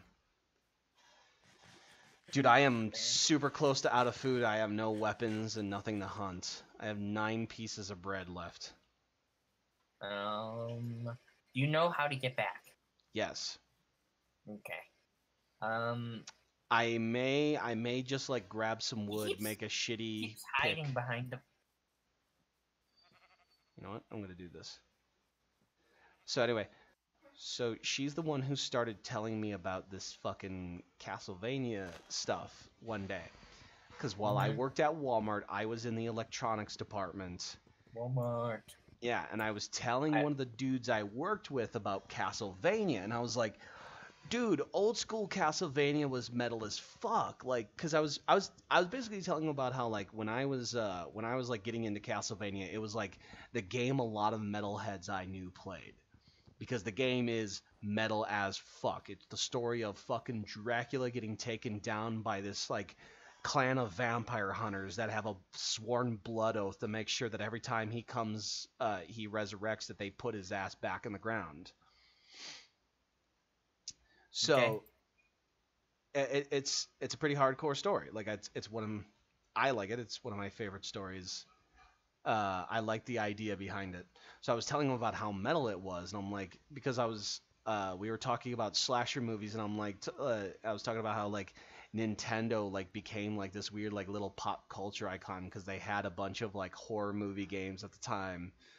So like horror movie fans would talk about like the Friday the 13th game or the Nightmare on Elm Street game, or talking about whatever horror game there is. Like one of one of the things is like I had since found out like this had been a real game, but someone had told me about this weird Japanese game where like it was like an RPG and you could lose people and make parts of the game inaccessible. And I thought this was like a fucking fairy tale. Turns out to be a real game later down the line.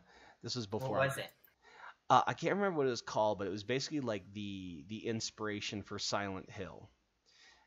If you go on YouTube, you can find it. It's one of those Did You Know?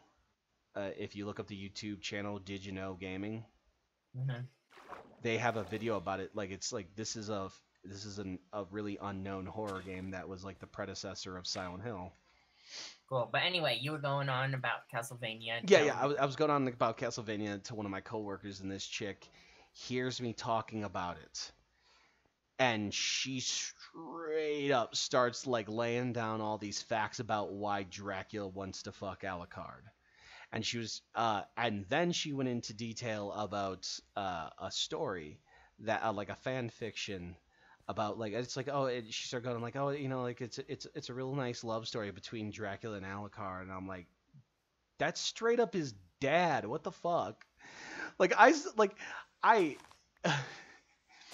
She then would come in and start conversations with me and this other dude about like anime and stuff like that, and like she was very weird and weird and abrasive about anime and stuff like that, to the point where like, you know, that anime fan that like talks way too much about it, and like they make references about it to you where like you're like, hey, you remember I told you I never saw it, I'm sorry.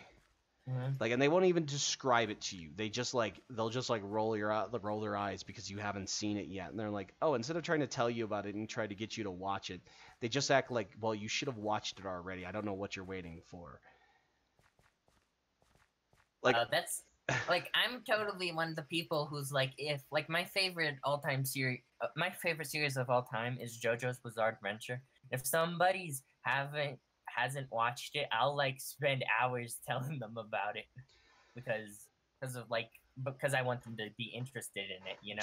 JoJo's one of those series that I've always been on like I will like try to watch it, and then like I'll download, and then something will come up and I'll be like, okay, I'll put this off.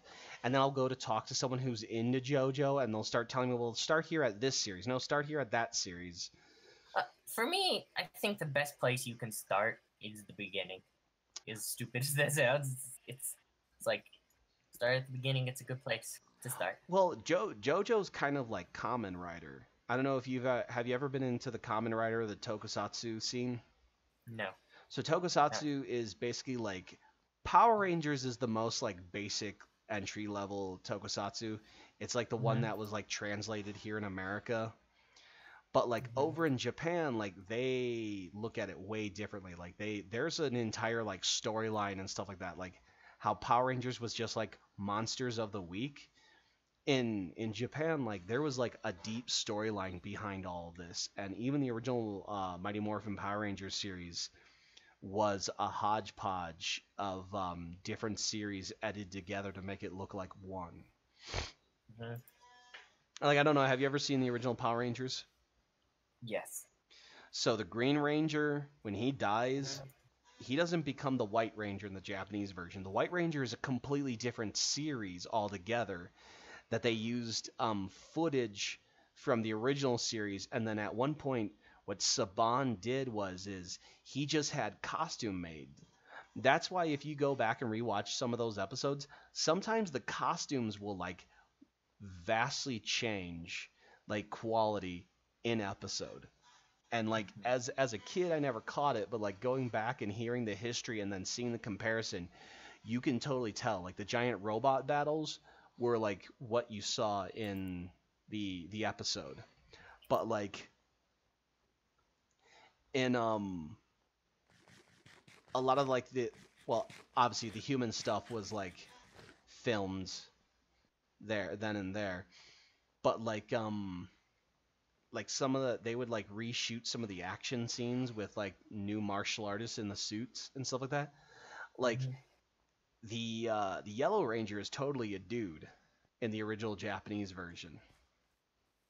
Like people don't catch that. Like it might be a girl in the American version, but it's a dude in the original Japanese version. That's why in certain scenes the Yellow Power Ranger has a pair of tits and she doesn't then from scene to scene. That's why That's in like hilarious. later seasons she develops a pair. Like that's because like he had to find a way to reshoot and that's they look wildly different. I just finished the map. I'm heading back. Okay. Actually, I'm gonna disconnect for a second to take a leak. I'll be right back. Okay.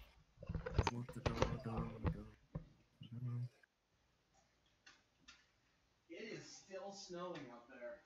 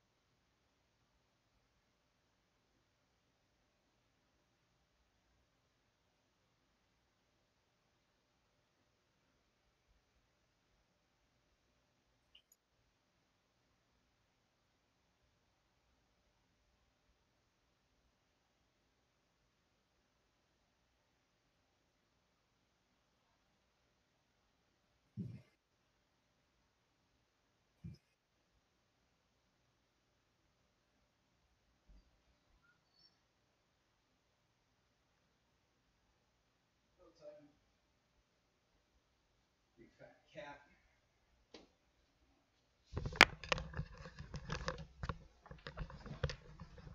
All right, I'm back. You know, What? I never texted Nick to see if he was gonna get on because he said he wasn't gonna be able to show up yesterday, but I didn't see about today. Mhm. I know Kyle said he wasn't going to be on.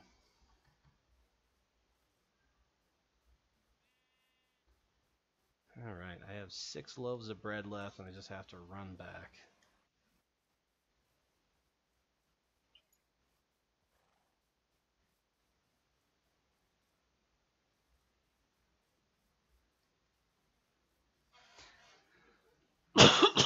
Excuse me. But it's kind of interesting the way certain things are different when they try to localize them. Like Um, like Power Rangers, for example. well, Power Rangers is a weird story. So if you ever get a chance, look up the story of like how the Power Rangers came to America. Is basically this dude named Saban basically bought the rights to show it in America as long as uh so the agreement is really weird. So like he was given the agreement to show footage in America as long as he edited it. And he could create whatever he wanted to here in America as long as he edited it. So that's why the Power Rangers movie they had to make a completely different suit. Like the original movie, the 1990s movie with that Ooze dude. I can't remember his name. Edward Ooze. Like it's such a weird story. Power Rangers is such a weird fucking history because like it's essentially just two different shows. It's the Super Sentai, over in Japan, and it's Power Rangers here in America. And so like just comparing them, like trying to compare them is like asinine. They should just be two separate things because that's essentially what they are. I would suggest taking a look at some of the Power Ranger stuff, how it is in Japan, because it seems it's so they have this thing in Japan, like these capsule toys. That's Japan. Yeah, so Power Rangers is much more in line with selling stuff like that.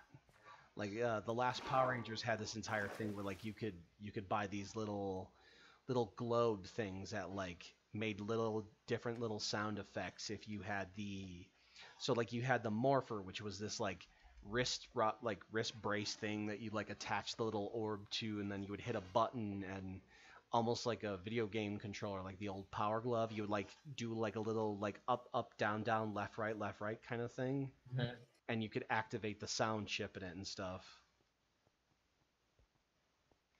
It was Japan is weird. Yep. Because like it's Tokusatsu is based heavily off of like luchador wrestling crossed with superheroes. So that's why the masks have those like very colorful like big eye like designs and stuff like that crossed with like the bodysuits. Only in Japan. So it's just like, anywhere else you'd be like, well, isn't that kind of discriminating based on a country? In Japan, it's just like, oh yeah, it's Japan. It's Japan. Japan does that kind of thing. Japan has an entire subculture of Japanese schoolgirls that dress in blackface. Japan is weird. Isn't that the... I know what it's called. I'm trying to uncover my tongue. But anyway, like, it's really... If you look at their history as a country, it's interesting, because, like how when things are in isolation, how things just become weird. I think anytime you take a group of fandom and you isolate them from... So in this current way that like fandoms can group up, when you take a fandom and you divide it and you split it into categories and stuff like that, and you kind of let it just like evolve on its own, yeah, you get this weird like forced evolution. And it's so crazy. It is just so insane. I love it and I hate it at the same time. I get what you mean. I think I can make another pillar. You're starting to see it with the Marvel fans a little bit on the subreddit, the subgroups that are starting to form. Because remember, there's like an entire group of like Thanos did nothing wrong, or Thanos was right, that kind of thing. So Is there? Yeah. I kind of thought the point of that movie was that Thanos thought what he was doing was right, but he was just an idiot and was wrong. Well, okay. But maybe that's just me. So technically, there are real-world examples of what he did would technically benefit population growth. So, like, for example, the old argument of, like, why didn't he just use his gauntlet to double the resources? First off, let's assume that he can actually double resources, like the gauntlet can, in fact, create matter. There's examples where, like, doubling the resources for a population that's already set to a growth will cause a mass development of the species. Basically, like, they will start to breed like fucking crazy. So once you give like a group of people more resources and they're already geared toward consuming that many resources, and okay, you know what? I'm trying to describe a concept and I'm too fucking dumb to do it. I would just say just fucking Google it. It's a very interesting video. If you check out Matt Pat's video, game or movie theory, he actually gives all the resources and stuff like that to back the argument, and I am too fucking dumb to bring up somebody else's argument. I just think it's very Mhm. interesting. I haven't heard anything contrary. I'm willing to hear it, but at the moment, like, well, I mean, like he's described as the Mad Titan. I didn't think the dude knew exactly what he was doing when he did it, kind of thing. But like at the same time, it is a very interesting concept, and it's better than what his original story was, where he was just trying to get fucking death in the sack.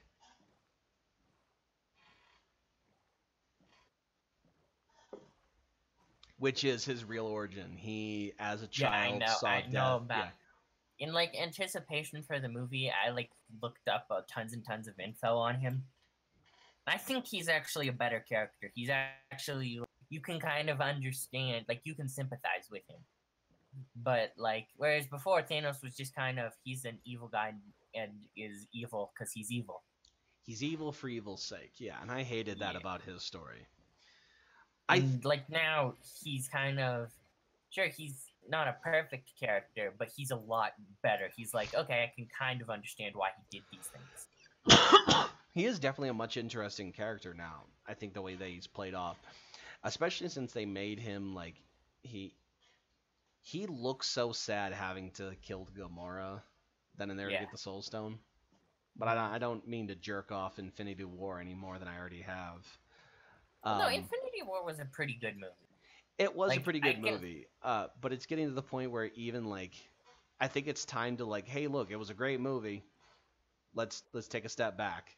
Like everyone's Oh getting. yeah, but it wasn't like perfect. Like I have my biggest issue with Infinity War is I think there's too much action, if that makes sense.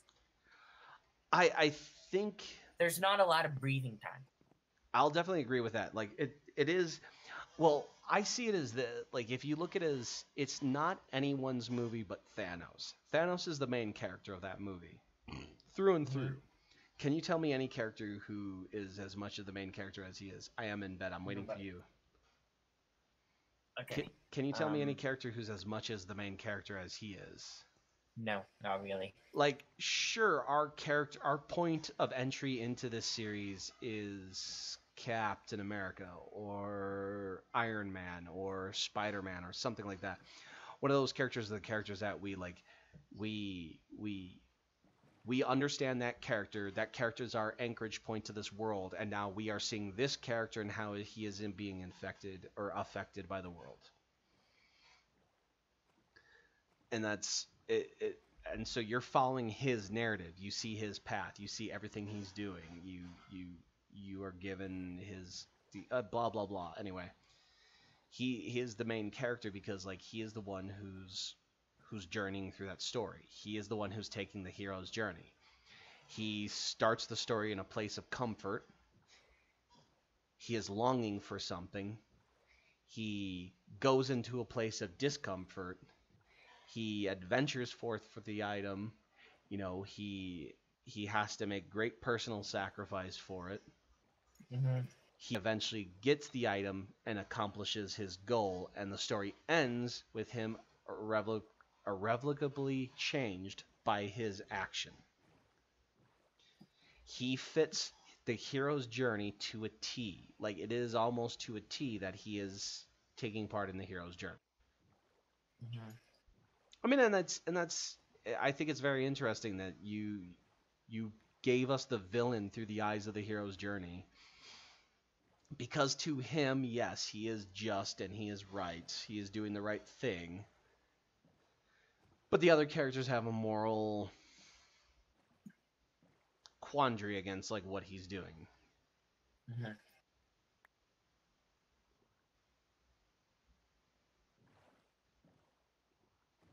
This dock is just gonna be massive. It's gonna be huge. It's like I took a full chest full of logs back to work on it, and it's like I'm already out, and I'm not even halfway done. Like I've got a lot of like the basic support structures, like the ones that are gonna be right off the land, but like there's more that need like my plan is to kind of have it stretch out about this island, and then I'm gonna start like once I have the dock all finished, I'm gonna start putting up houses. I'm gonna make like more docks There we go. so that like in with ships, um, in port Wow, and it's taking a long time to load in. what? Oh, the map. Oh, wow, that dock is huge, dude. Whoa, you're here? Yeah, I'm just pulling up. Nice. Nice. I love it. Oh my god, dude, this looks so fucking cool as you're pulling up to it so far. I be back from me pirate adventure. Venture into the Are you like tower. starving? Are you like starving? I have some golden carrots. I have 3 pieces of bread. No, I'm not starving. I still have food. I literally just came in at the last minute of like, just have barely enough. I'm gonna go and put the maps that I've created.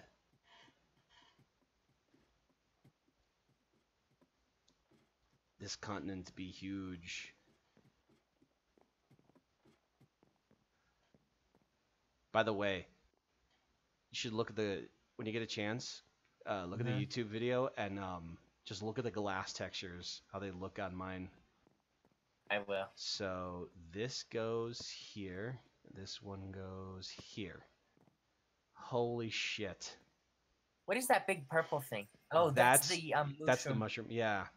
So what I'm gonna do is look down at A4 and B4. I think I'm going to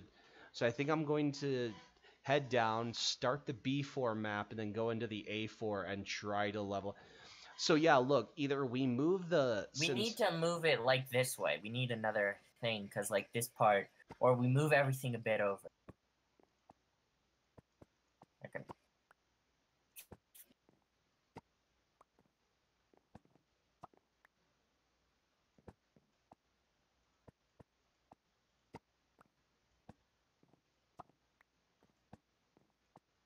Oh, I keep.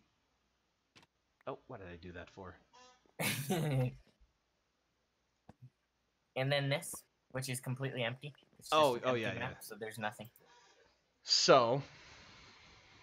Telling you, we need to make like copies of all these maps, and like I think that's what'll happen. Like if we expand, there's just so much here. Oh no, it just popped it out. It didn't copy the map, it just popped it out. What? I tried putting so it just pops it out like this when I try to copy it. Oh, well, I think if I have an empty map, I might be able to. Oh, you need an empty map. Okay. Like a crafting table. Here. I mean, I have to get it out. Map 48. And then now we have 2 versions of map 48. Oh, So, nice. Like, oh, are they littler? No, they're the same size. No, this one's zoomed in. That's weird. Oh, I wonder if I expand it out. Here, you know what? I'm gonna expand this map out a bit. Take 32.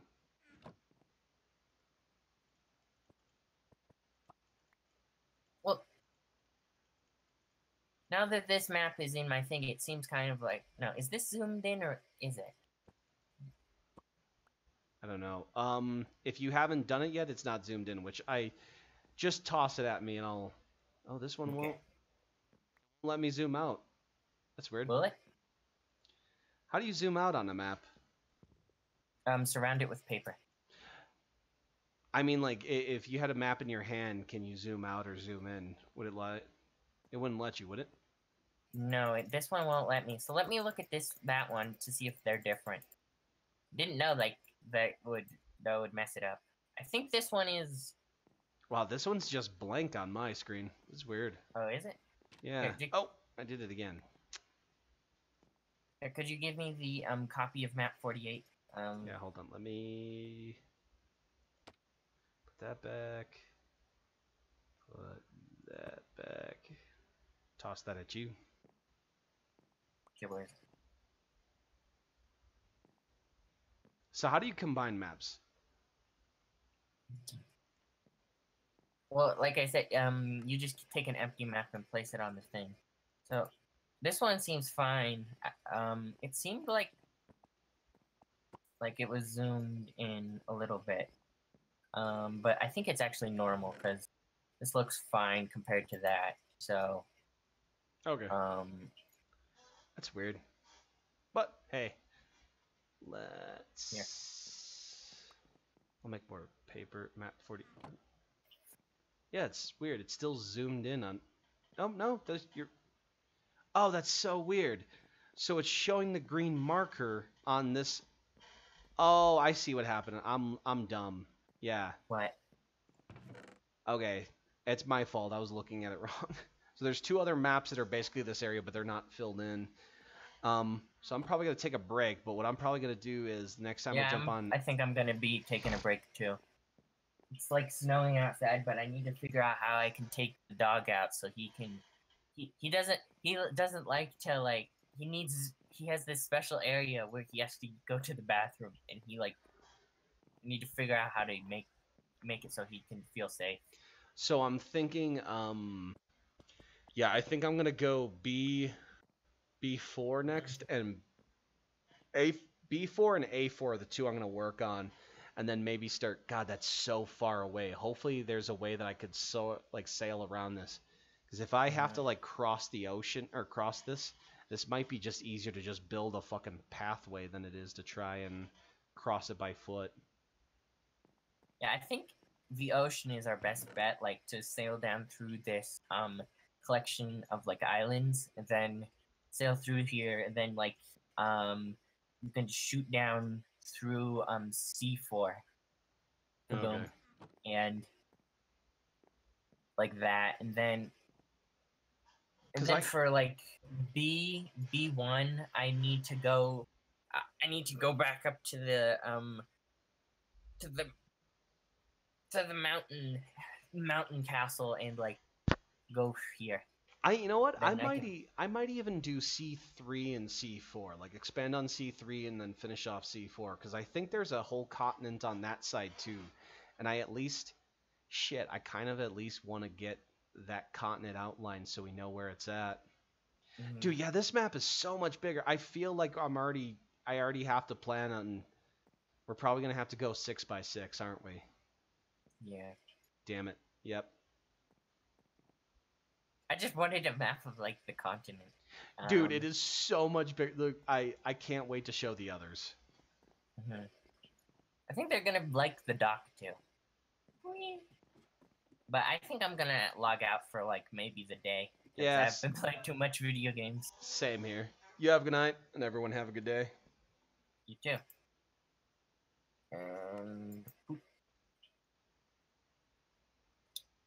And goodbye.